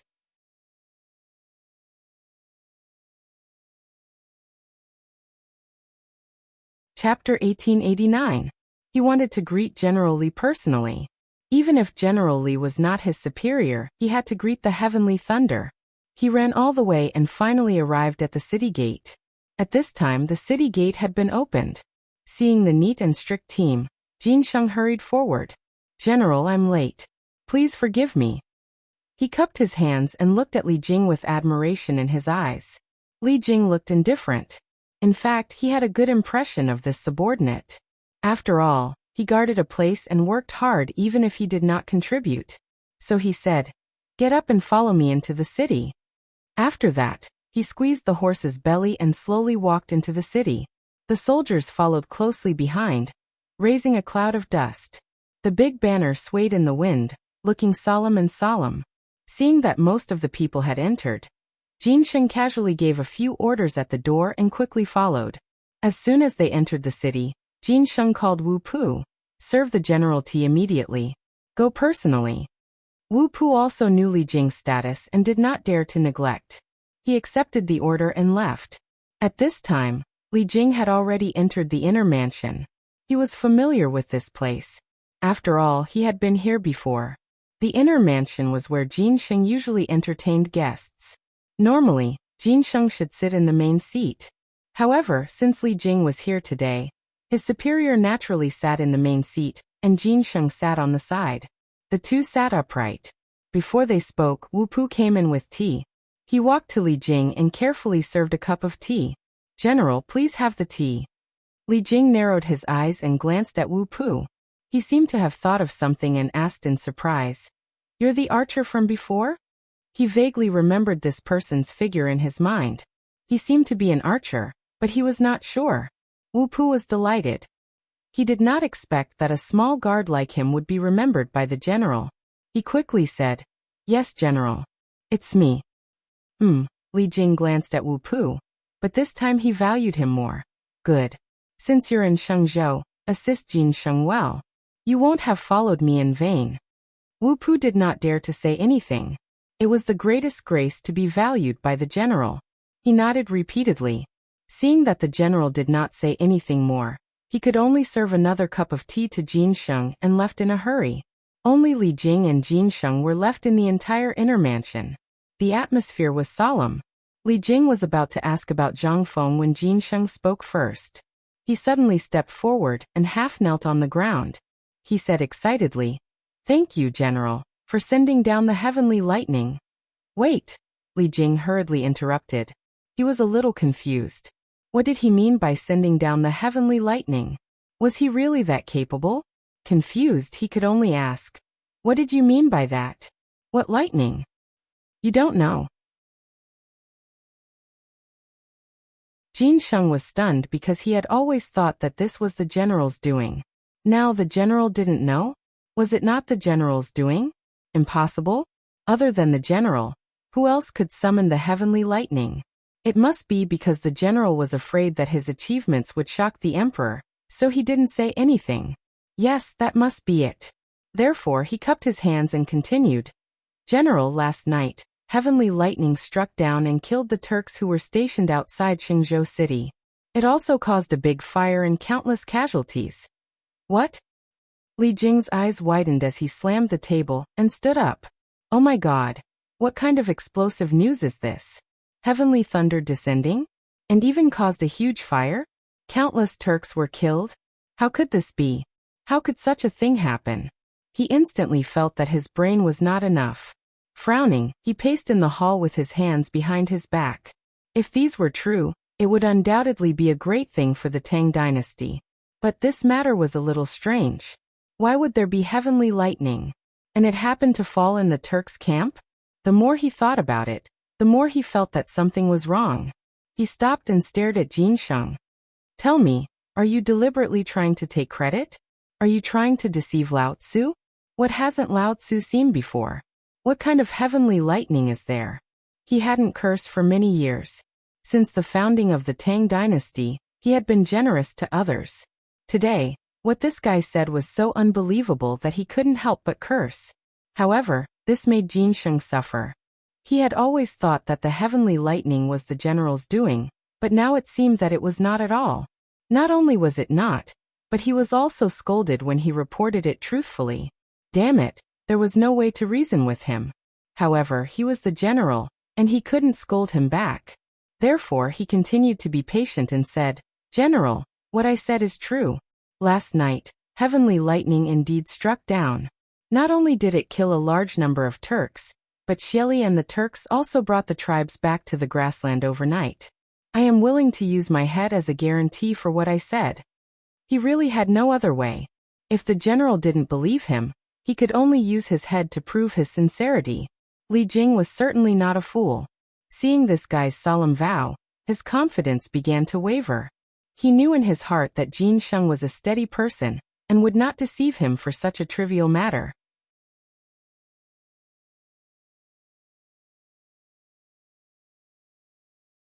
Chapter 1890. Moreover, he was a public official. This kind of thing couldn't be joked about. He knew that. However, this matter was simply too inconceivable. He had to take it seriously. So he said, "Since this kind of thing happened, you must have evidence, right?"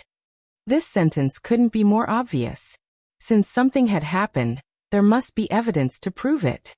In other words, if you want to convince me, you can't just say a few words and take out some reliable evidence.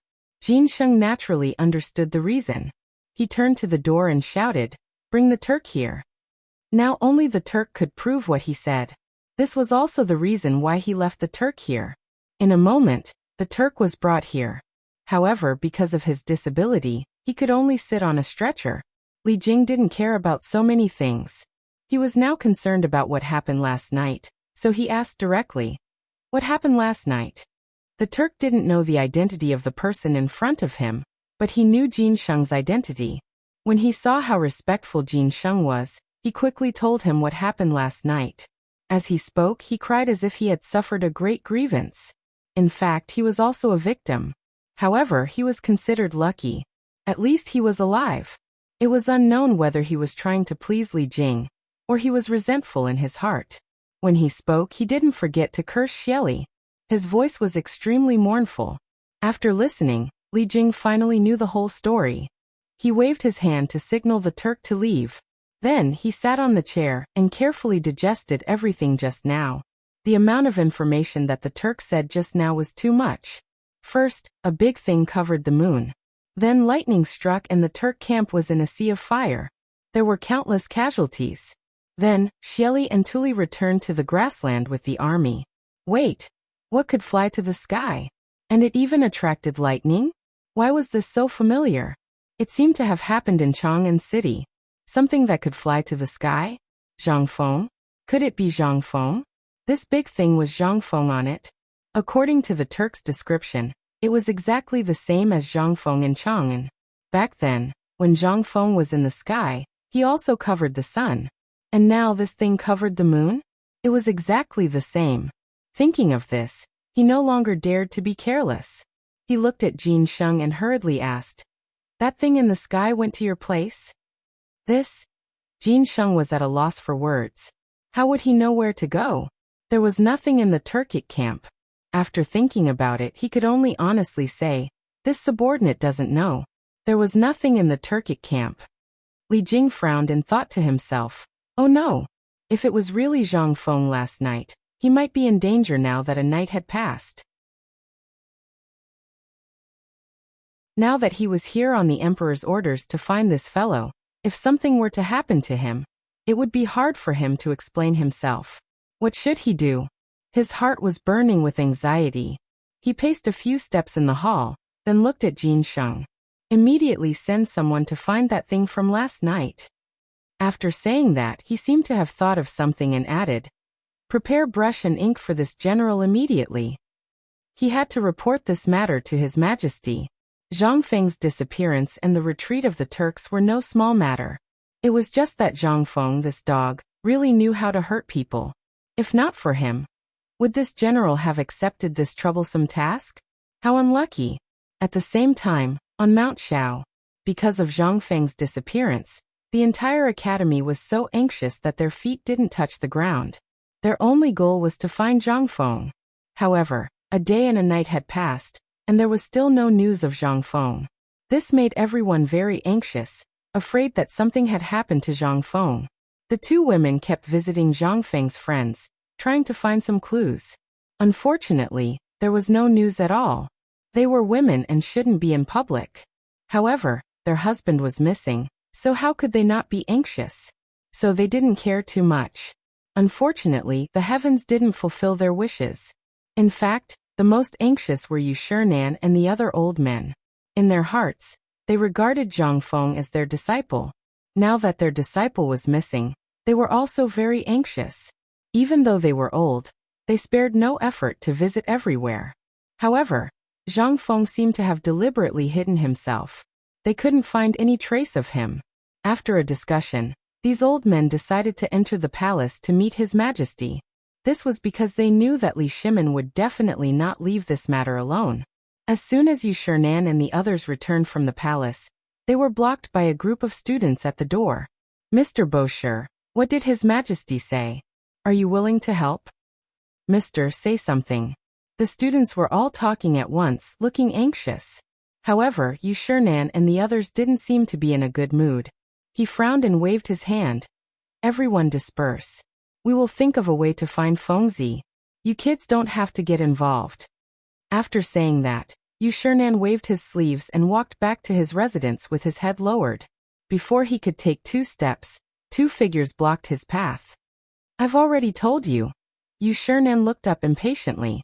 However, halfway through his words, he realized that it wasn't the students who came, but Jingshu and Zhang Yuyao. His expression finally softened. 2 girls, why are you here?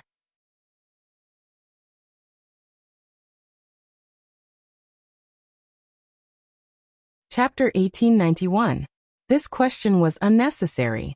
He knew that the 2 girls were worried about Fengzi's whereabouts, so they waited for him here. However, he didn't know how to reply to them. Zhang Yuyao didn't care too much. Instead, she asked directly, Sir, is His Majesty willing to help find him? This, Yu Shinan frowned. He seemed to have something to say. He glanced at the students walking around and said softly, This matter is more complicated. You 2 girls don't worry about it. After that, he lowered his head and was about to walk back to his residence. Jingshu spoke again. Sir, why don't you come to our place to have some tea? Prince Zhang isn't here now. We sisters should do our duty as disciples. After that, she even bowed. It wasn't that she didn't care about Zhang Feng's whereabouts. She just noticed that Sir seemed to have something to say. It was probably because there were too many students here, so she had to come up with this plan. Yu Shinan stopped and frowned. He seemed to be thinking about something. At this moment, Chu Suiliang and the others walked up. Bashi, since the 2 girls invited you, why don't you go? Greetings to the 3 gentlemen. Jingshu bowed.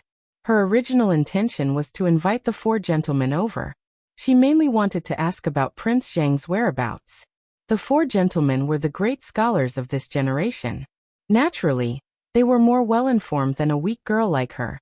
Since Sir had agreed, she quickly said, Gentlemen, please.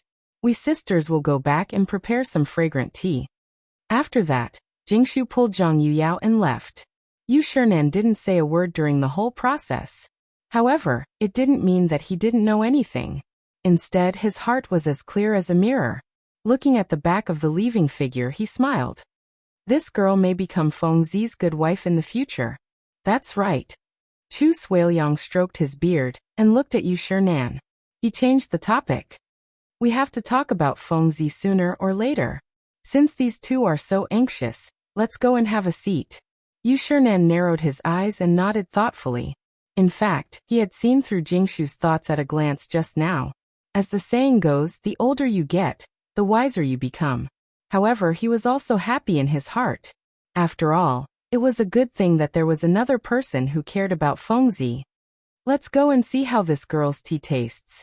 He waved his sleeves and walked straight to the 2 women's residence. Everyone smiled and shook their heads. Without saying a word, they followed behind him. Not long after, the 4 of them arrived at the residence of the 2 women. Sirs, please be seated. Zhang Yuyao greeted the four people while fiddling with the stool. The four of them smiled and found a place to sit down. Yu Shirnan looked at the tea in front of him and took a sip.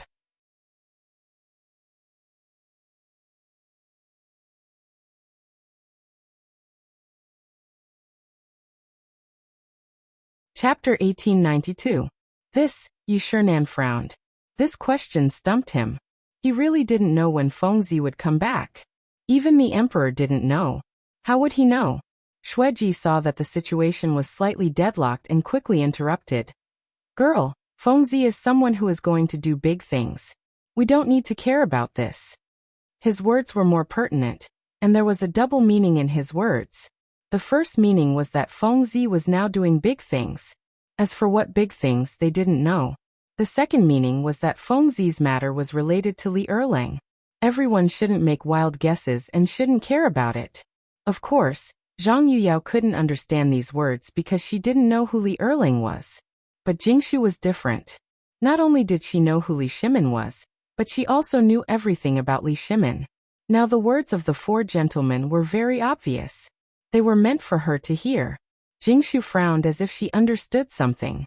She smiled and said, "Thank you for your guidance." "You're welcome."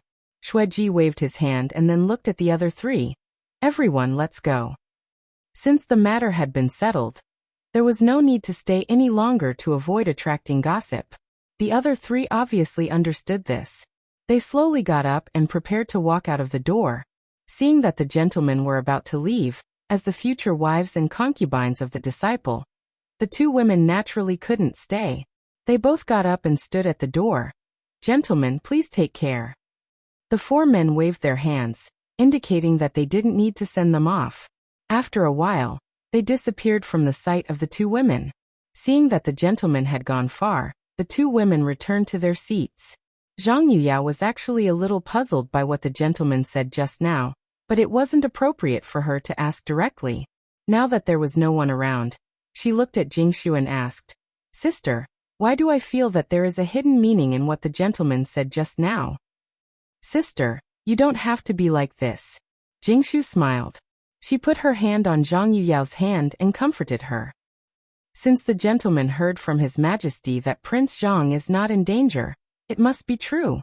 You don't need to worry too much. The stone in her heart had already been lifted. After all, she knew what kind of person Li Shimin was. However, she couldn't tell Zhang Yuyao about all this. Otherwise, with the other's temperament, the whole city would know about it the next day. However, Zhang Yuyao didn't know that. She couldn't help but worry. "You're right, but I'm just..." As she spoke, tears began to fall from her eyes. When Jingshu saw this, she quickly comforted her. "Sister, don't worry. Prince Zhang will be fine." As soon as he finished speaking, there was a series of knocks on the door, followed by voices. "Ladies, I'm a servant of the Zhang residence."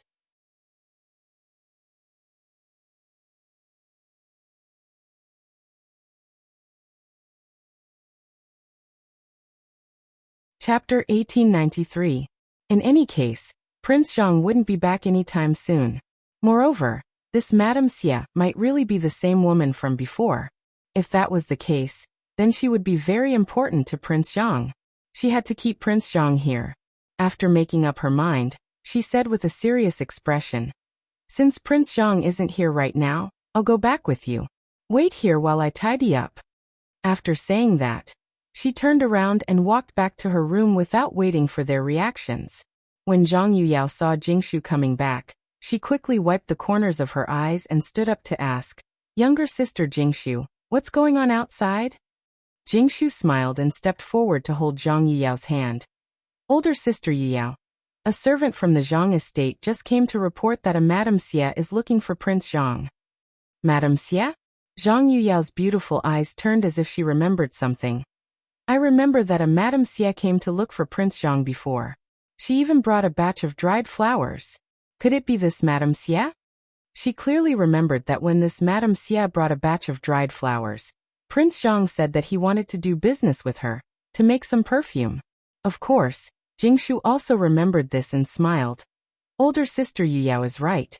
The one who came this time should be this Madame Xia. However, since Prince Zhang isn't here, I think that we should go back and meet this Madame Xie so that we won't be impolite. Zhang Yuyao couldn't help but nod. Younger sister Jingshu is right. Now that Prince Zhang isn't here, we should go back. After saying that, she changed the topic and continued. However, we should first say goodbye to the four gentlemen. Jingshu nodded. Of course, we can't be impolite. Let's go and say goodbye to the four gentlemen now. Zhang Yuyao naturally didn't have a problem with that, and the two women walked out together. When the two servants saw Zhang Yuyao and Jingshu coming out, they quickly bowed. Greetings, young ladies. These two young ladies were the future madams of Zhang Mansion, so they didn't dare to slight them. Zhang Yuyao nodded and gestured for the two to get up. You two prepare a sedan chair and wait at the door. My sister and I will come out in a little while. The two servants looked at each other and wondered if they would be punished for not completing housekeeper Du's order. She thought to herself, but she still agreed, yes. After giving her instructions, Zhang Yuyao flicked her sleeves and walked towards the classroom. Jingshu followed closely behind. It was class time now, so the four teachers should be in the classroom. They couldn't be found anywhere else. As expected, Yu Shinan was checking the students' homework in class. His hands were clasped behind his back, and his gaze was sharp. At this moment he happened to see the two women walking over. He knew in his heart that the two girls usually wouldn't come to the classroom for no reason.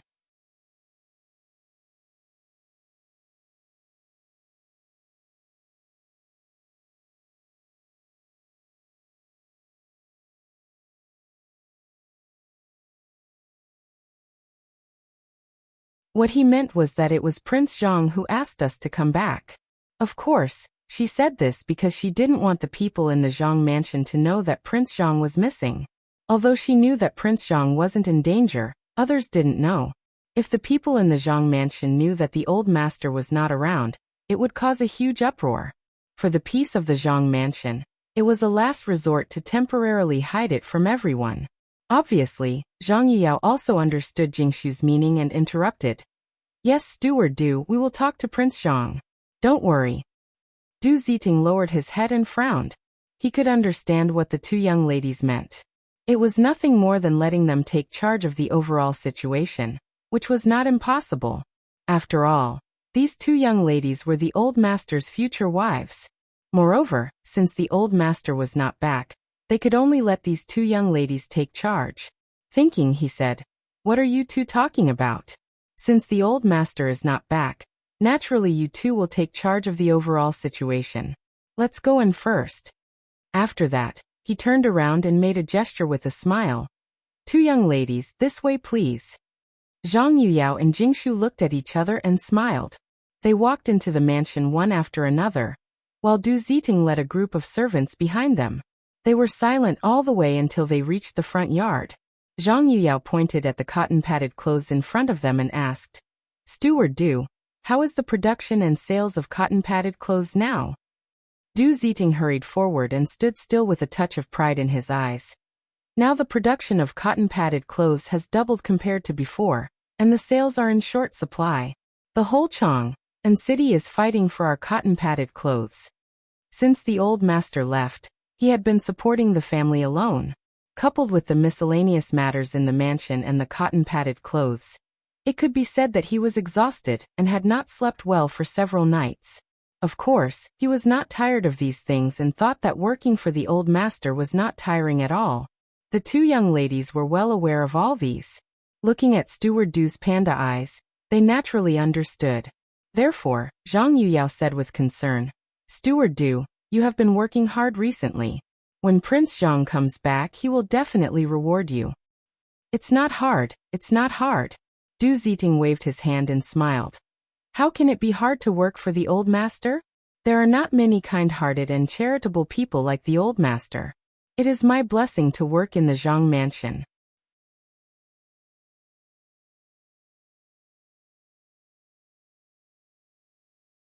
Chapter 1895. The two girls smiled and nodded. They understood Du Ziting's loyalty and did not say anything else. However, a pile of dried flowers in the corner attracted their attention. Jingshu glanced at the dried flowers, then looked at Du Ziting. "Housekeeper Du, Are these dried flowers sent by Madame Xie? Yes. Du Ziting nodded and glanced at the main hall. Last time, Madame Xie sent some dried flowers. Master treasured them and reached an agreement with Madame Xie. This time she sent some again. Jingshu looked at Zhang Yuyao and nodded. They were now certain that this Madame Xie was the one who visited Prince Zhang last time. These dried flowers were used by Prince Zhang to make perfume. Since she was already here, they naturally had to meet her. Thus she looked at Du Ziting. Housekeeper Du, prepare the tea. We will go and meet Madame Xie. Du Ziting nodded slightly and waved her hand to signal the servants to prepare. She then said, this way Madame Xie is in the main hall. The two girls nodded, brushed their sleeves, and walked to the main hall. Passing through the corridor, a group of servants playing with cotton appeared in front of the two girls. However, they were not in the mood to care about this. They walked straight to the main hall.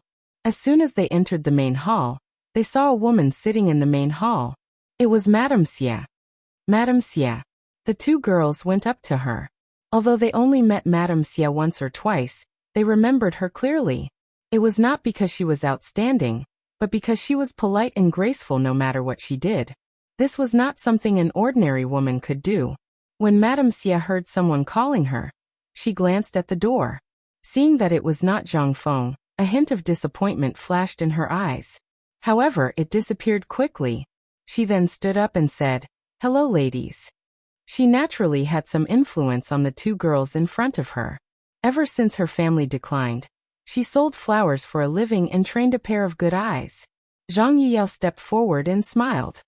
Madame Xie has a good memory. You still remember us? Of course. Madame Xie nodded slightly and smiled. Both of you are beautiful and dignified. You and Prince Zhang are talented and beautiful. How could this old woman not remember you? These words made the two women happy in their hearts. They were Zhang Feng's future wives. This matter was basically known to everyone in Quanan. However, they couldn't help but feel happy after being praised like this. Zhang Yuyao smiled and said, Madam, you're too polite. Come, take a seat. As she spoke, she gestured for him to take a seat. Thank you, ladies. Madame Xie straightened her skirt and sat down. Then she thought of something and asked, why don't I see Prince Zhang? This time, she came to see Prince Zhang. At the same time, she also wanted to talk to Prince Zhang about the dried flowers.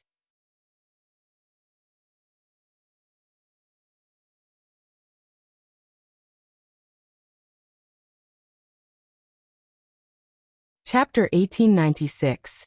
All right. Jingshu nodded and glanced at Zhang Yuyao. Seeing that the latter had no objections, she said, Madam, please. The dried flowers were something that Prince Zhang had instructed them to do. Although they did not know much about it, they still had to check the goods. After that, the three of them stood up and walked towards the front yard. In a short while, the three of them arrived.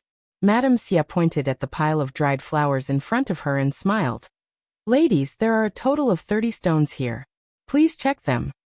Zhang Yuyao glanced at the dried flowers on the ground. She didn't know much about these things, so she had to find someone familiar. Thus, she glanced at Du Ziting, who was not far away. Steward Du, come and count these dried flowers. There are a total of 30 stones. Du Ziting nodded and followed the order. Then he brought a few servants to check.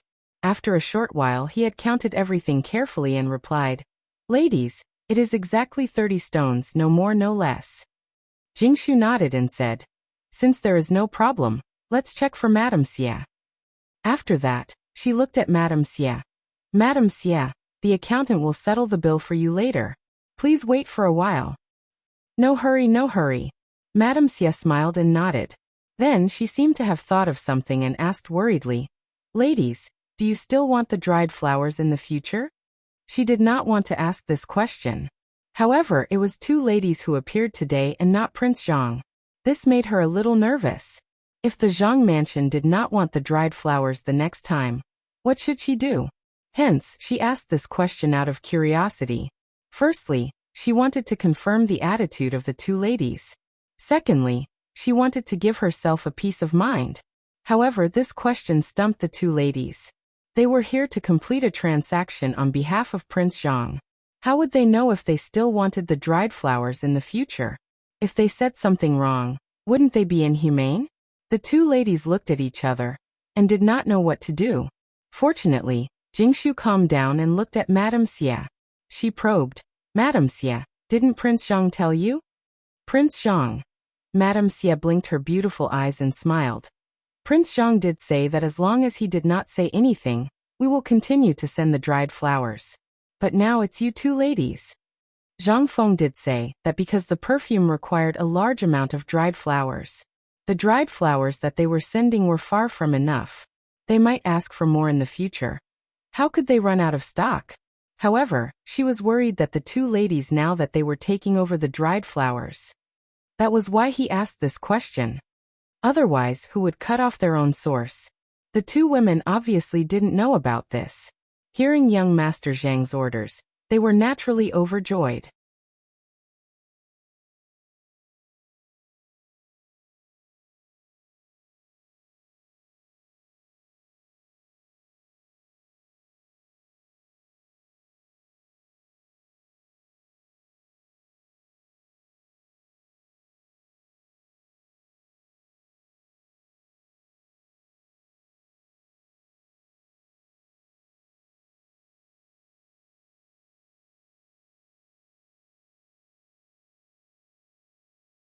Chapter 1899.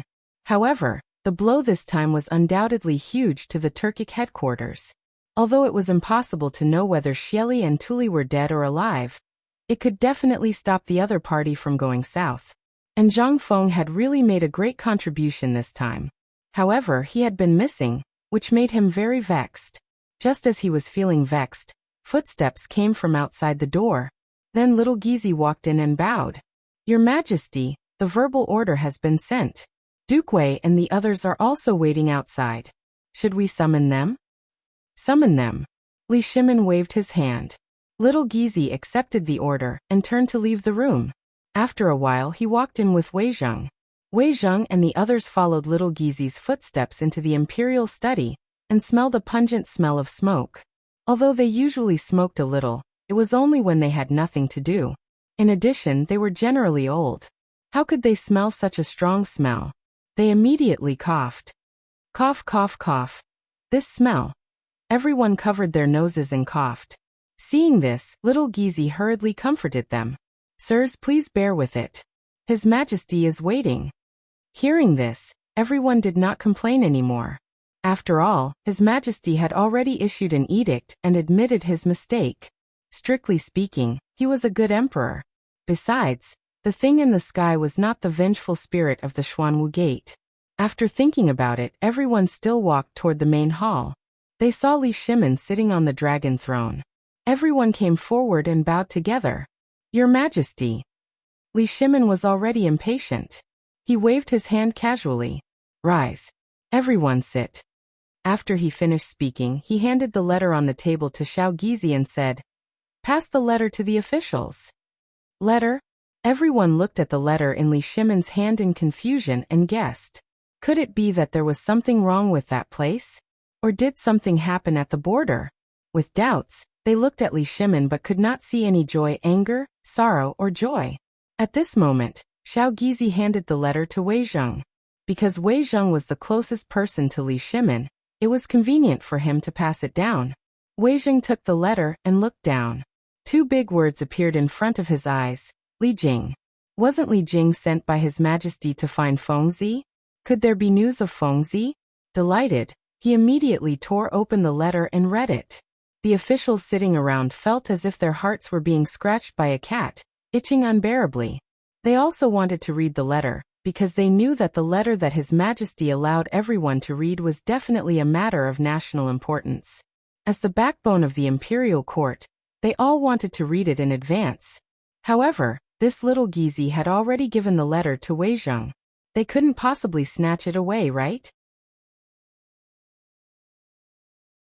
Therefore, everyone looked at Wei Zheng curiously, trying to get some information. At first, Wei Zheng's expression was normal, and even had a hint of a smile.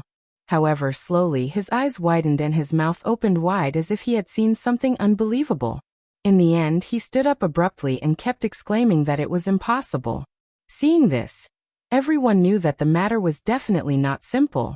They quickly went forward and snatched the letter from Wei Zheng's hand and gathered to read it. However, halfway through, everyone's eyes widened, and they kept exclaiming, "What? The Turks were attacked by lightning? And it was Fengzi who did it? Countless Turks died? Xieli led the troops back to the grassland? How is this possible?" They felt that their worldview had been turned upside down, and they kept exclaiming, "Lightning was a divine object that only the heavens could control. How could it be related to Fengzi?"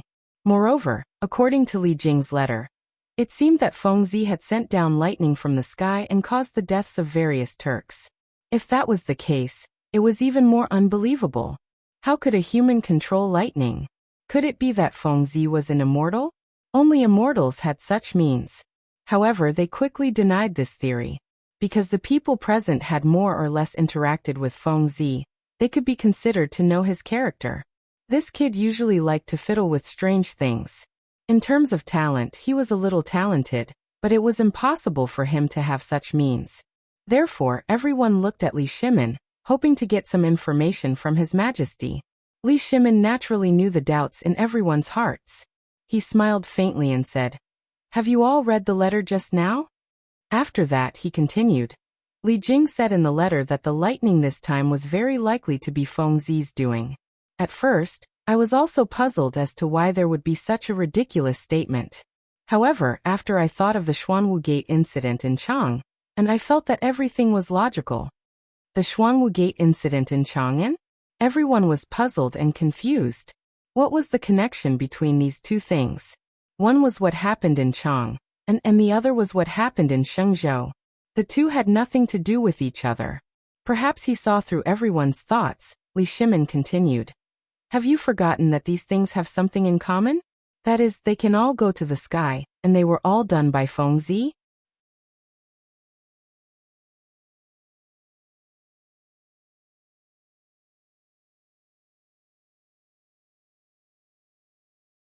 This emperor has never taken it to heart.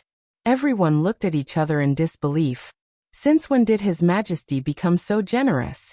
It wasn't like this in the past. However, thinking about it was just thinking. Naturally, he couldn't say it out loud. However, they couldn't help but feel a little guilty and a little worried. They were worried that His Majesty still hadn't vented his anger. Therefore, Zhongsun Wuji looked up and saw that His Majesty wasn't angry, so he said, "Your Majesty, since it's not the ghosts of the Xuanwu Gate, why don't we withdraw the edict and the Water and Land Assembly?" He had his reasons for saying so. The edict was an edict issued to state the sins of the current emperor. It was bound to be recorded in history. If it was passed down, it would definitely cause damage to Li Shimin's reputation. At that time, if future generations scolded Li Shimin, they might implicate Zhongsun Wugo. As his brother-in-law, he didn't want that to happen. Of course, Li Shimin also had the same idea. However, he was the emperor of a country. How could he withdraw the edict so easily? Moreover, the Water and Land Assembly and the heaven-worshipping ceremony were almost ready. If he withdrew them, where would his prestige be in the future? After thinking about it, it was better not to withdraw them. Therefore he said, "Forget it. The edict has already been issued. Moreover, the Water and Land Assembly and the heaven-worshipping ceremony have already been put on the agenda. How can we withdraw them? Where would my prestige be in the future?" But Zhongsun Wuji was obviously unwilling to give up. He wanted to continue persuading, but he was interrupted by Li Shimin halfway. "No buts." Li Shimin waved his hand to stop Zhongsun Wuji. Then he scanned the crowd and said seriously, "This time, I called you all here to discuss the matters of Shang State. Would you all like to express your views on the current situation of Shang State?" Everyone looked at each other and didn't immediately answer.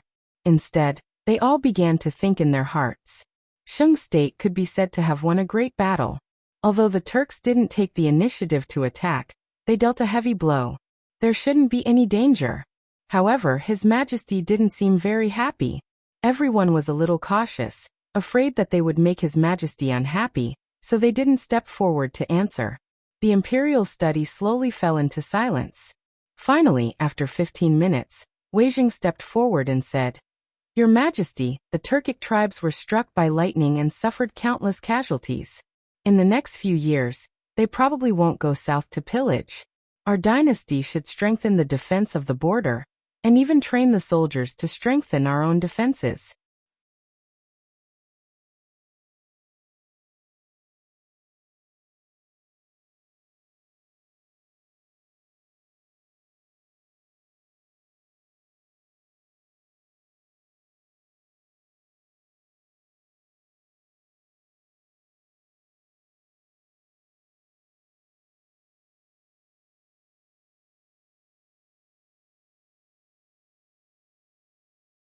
Chapter 1903.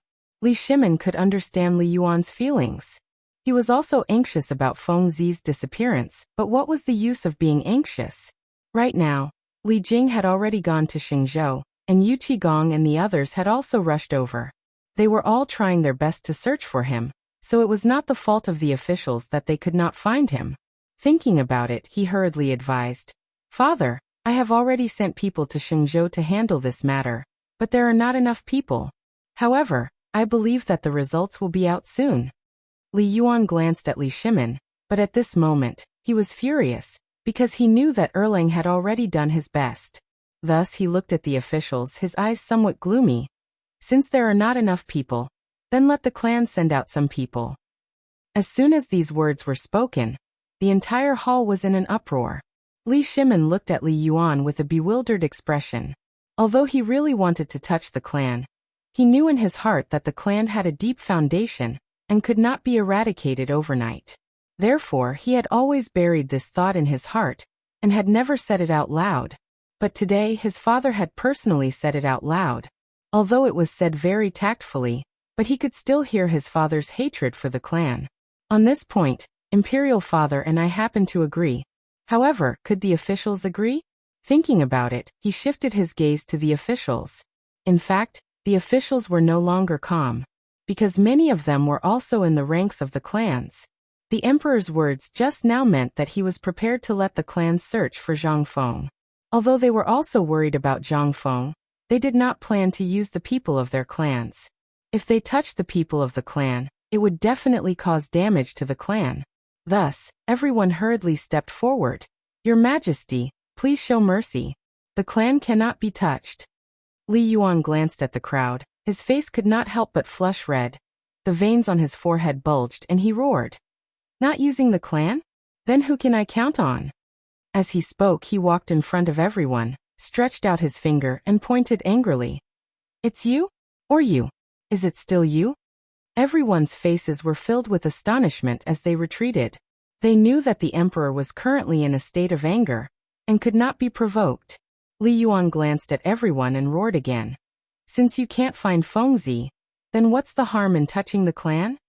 After saying that, he looked at the door and shouted, Pass down my decree. Let all the clans send people to find Feng Zi immediately. If they can't do it, don't come back. But at this moment a voice came from behind. Wait! Li Yuan turned his head abruptly and saw that the one who spoke was his son Li Shimin. Li Shimin actually wanted to get rid of the clan as well, but he knew that getting rid of the clan was not something that could be done overnight. Using his father's method was even more impossible, so he stopped him. At this moment, facing his father's bewildered gaze, he could only step forward and comfort him. Father, this matter cannot be rushed. Li Jing, Yu Qigong, and the others have already sent people to search for Feng Zi. I believe there will be a result very soon. Moreover, if we let the people of the clan move out now, they will definitely be unwilling, and at that time, it will inevitably cause some twists and turns. Hearing this, Li Yuan was somewhat moved, but he couldn't help being somewhat worried in his heart. Thus he said, Then what about Feng Zi's safety? Father, there's no need to be like this. Li Shimin smiled faintly, trying to ease the awkward situation. With Li Jing, Yu Qigong, and the others, I believe Feng Zi will not be in danger. Of course, he was not confident about all of this. Right now, he only wanted to appease his father. Li Yuan naturally did not know about this, and thought that Erlang really had a way. So he said, Since that's the case, then listen to Erlang. I won't participate. In fact, ever since he abdicated, he had basically not participated in political affairs. If it wasn't for Fengzi, he wouldn't have summoned the ministers at all. Li Shimin seemed to have put down a huge stone in his heart. He let out a long breath and smiled. Thank you for your understanding, father. After he finished speaking, he swept his gaze across the crowd of officials. Since there's nothing else, all of you may leave. Everyone looked at each other and did not leave immediately. It was as if they had something to say. A moment later, Zhang Sunwuji stepped forward and bowed. Reporting to Your Majesty, Emperor, the heaven worship ceremony and the water and land assembly will be held in a few days. When the time comes, speaking to here, he raised his head and glanced at Li Shimin and Li Yuan. However, he did not continue speaking because the heaven worship ceremony and the water and land assembly were originally ordered to be held by His Majesty. Now that it was a farce, whether or not to hold it would depend on His Majesty. Moreover, the Emperor had originally agreed to attend the heaven worship ceremony, and His Majesty had also agreed to attend the water and land assembly. Now that the ceremony and assembly were almost ready, they had to confirm whether or not to attend. Li Shimin naturally knew what everyone was thinking. He did not plan to cancel the heaven worship ceremony and the water and land assembly. In fact, he was prepared to attend. Of course, all of this was built on the basis that he was the emperor. There was also a portion that came from personal feelings. After all, he was brothers with Jianqing and the others. They were already dead.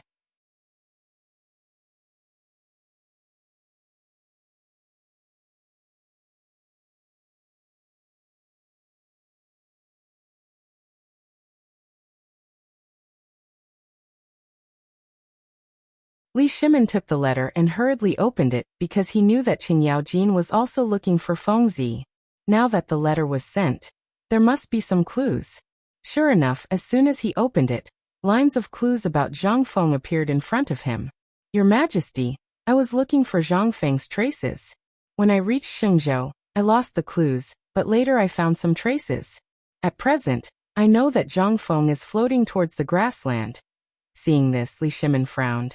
Fengzi is floating towards the grassland? The grassland is the Turks' residence. Now that the Tang dynasty and the Turks are in a war, isn't going to die? What is this Fengzi thinking? Li Yuan seemed to see Li Shimin's worry and asked curiously, Erlang, what happened? Li Shimin did not answer, but handed the letter to Li Yuan. Li Yuan was puzzled, but he still took the letter and read it carefully. However, after reading half of it, he was not good. Fengzi is going to the grassland? What's going on? Why does he want to go to the grassland?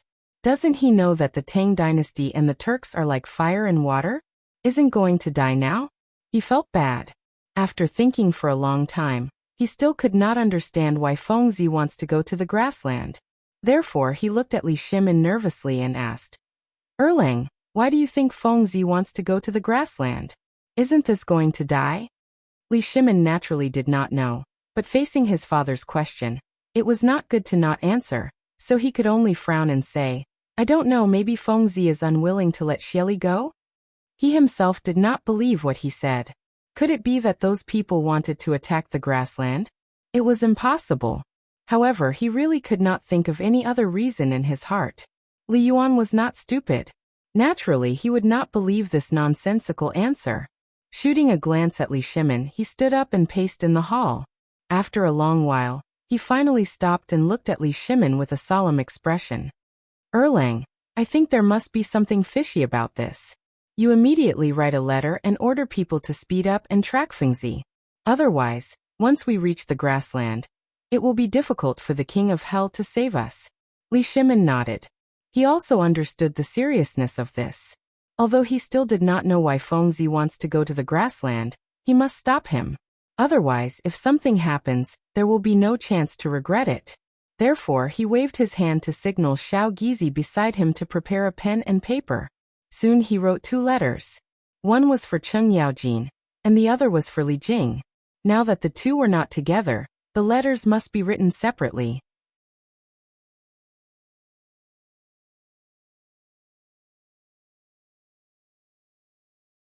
Chapter 1905. After he finished writing, he glanced outside the door and waved his hand. Someone quickly send this letter to Shengzhou. Just as he finished speaking, a strong man walked in and took away the letters.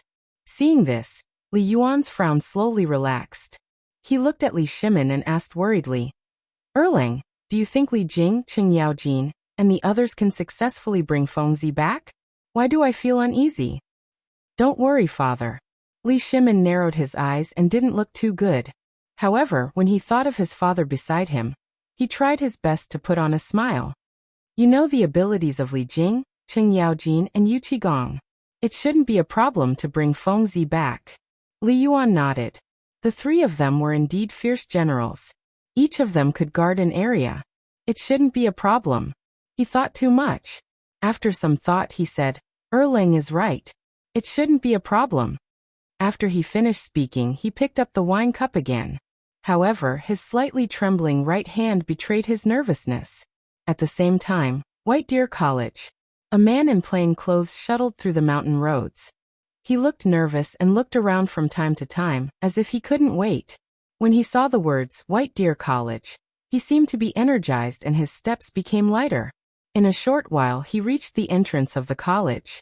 Just as he was about to enter, he was stopped by a shout. Stop, who are you? Why are you trespassing into the college? The one who spoke was Wen Xian. This time, it was his turn to guard the gate. However, he didn't expect someone to trespass into the college without saying a word. Naturally, he had to stop him. When the man heard someone speak, he looked over and saw a man in the corner.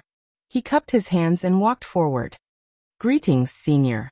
I am Bai Ping, a distant relative of Mr. Bosher. I'm here to look for Mr. Bosher. Looking for Mr. Bosher? Wen Xian frowned and circled Bai Ping. What proof do you have?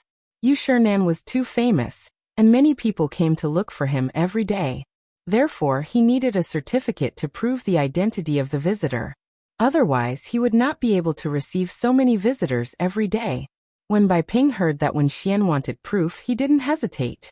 He quickly took out a jade pendant and handed it to Wen Xian. This is the proof. Wen Xian glanced at the jade pendant and saw a large Yu character engraved on it. Presumably, this was given by Mr. Bosher, so he didn't suspect anything. He waved his hand and said, Go in. Thank you, senior. Bai Ping cupped his hands in salute. Then he turned around and slipped into the academy. He had important news to report. He did not dare to waste any time. As soon as he entered, he heard the sound of people reading. He didn't know why, but the sound of reading seemed to have some kind of attraction, pulling him forward. He quickly walked to the door of the classroom and glanced into the classroom. He saw Yu Shernan teaching on the podium. Yu Shernan seemed to have felt the gaze on him. He glanced into the classroom. With just one glance, his expression changed. He casually said a few words in the classroom, then turned and walked out. He looked at Bai Ping nervously and asked, Why are you here? Did something happen in the palace? That's right, Bai Ping was a trusted aide he had arranged in the palace. Usually, if there was any important news in the palace, he would be sent out. Moreover, as a large family, the Yu clan had to do these things. If the emperor were to make a move against the clan one day, they would be prepared. Also, he had once held a position in the palace, and many people were his disciples and grand-disciples. Needless to say, the news would spread to his ears. Most importantly, he had arranged for people to stay in the palace for Fengzi's disappearance. As long as Li Erlang received the news, he would immediately send it to White Deer College. Bai Ping was one of them. Facing Yu Shernan's question, Bai Ping did not hesitate and hurriedly said, Sir, there is news from the palace. They said that there are clues about President Zhang. How is it? Yu Shernan hurriedly asked. Bai Ping glanced at the surroundings. Seeing that there was no one around, he carefully said, President Zhang is floating towards the grasslands. What? Yu Shernan exclaimed. He knew that the grasslands were the territory of the Turks. Why would Fengzi go there? To seek death? This brat was not usually such a brave person. Moreover, even if the few of them went there to seek death, what was the use? After thinking for a long time, he still could not come up with a conclusion. He continued to ask, What other news is there? When will Fengzi return? Also, why did he go to the grasslands? The series of questions made by Ping's mind a little confused. Fortunately, his mind was still agile. After thinking for a while he replied, "There is no news for now. As for when President Zhang will return, His Majesty did not say. However, His Majesty seems to have written a letter to Lu Guogong and the others. As for what he said, I do not know." Yu Shinan frowned. He was clearly dissatisfied with this answer. However, he also knew that it was not easy to obtain such news from the palace. Therefore, he did not fuss too much.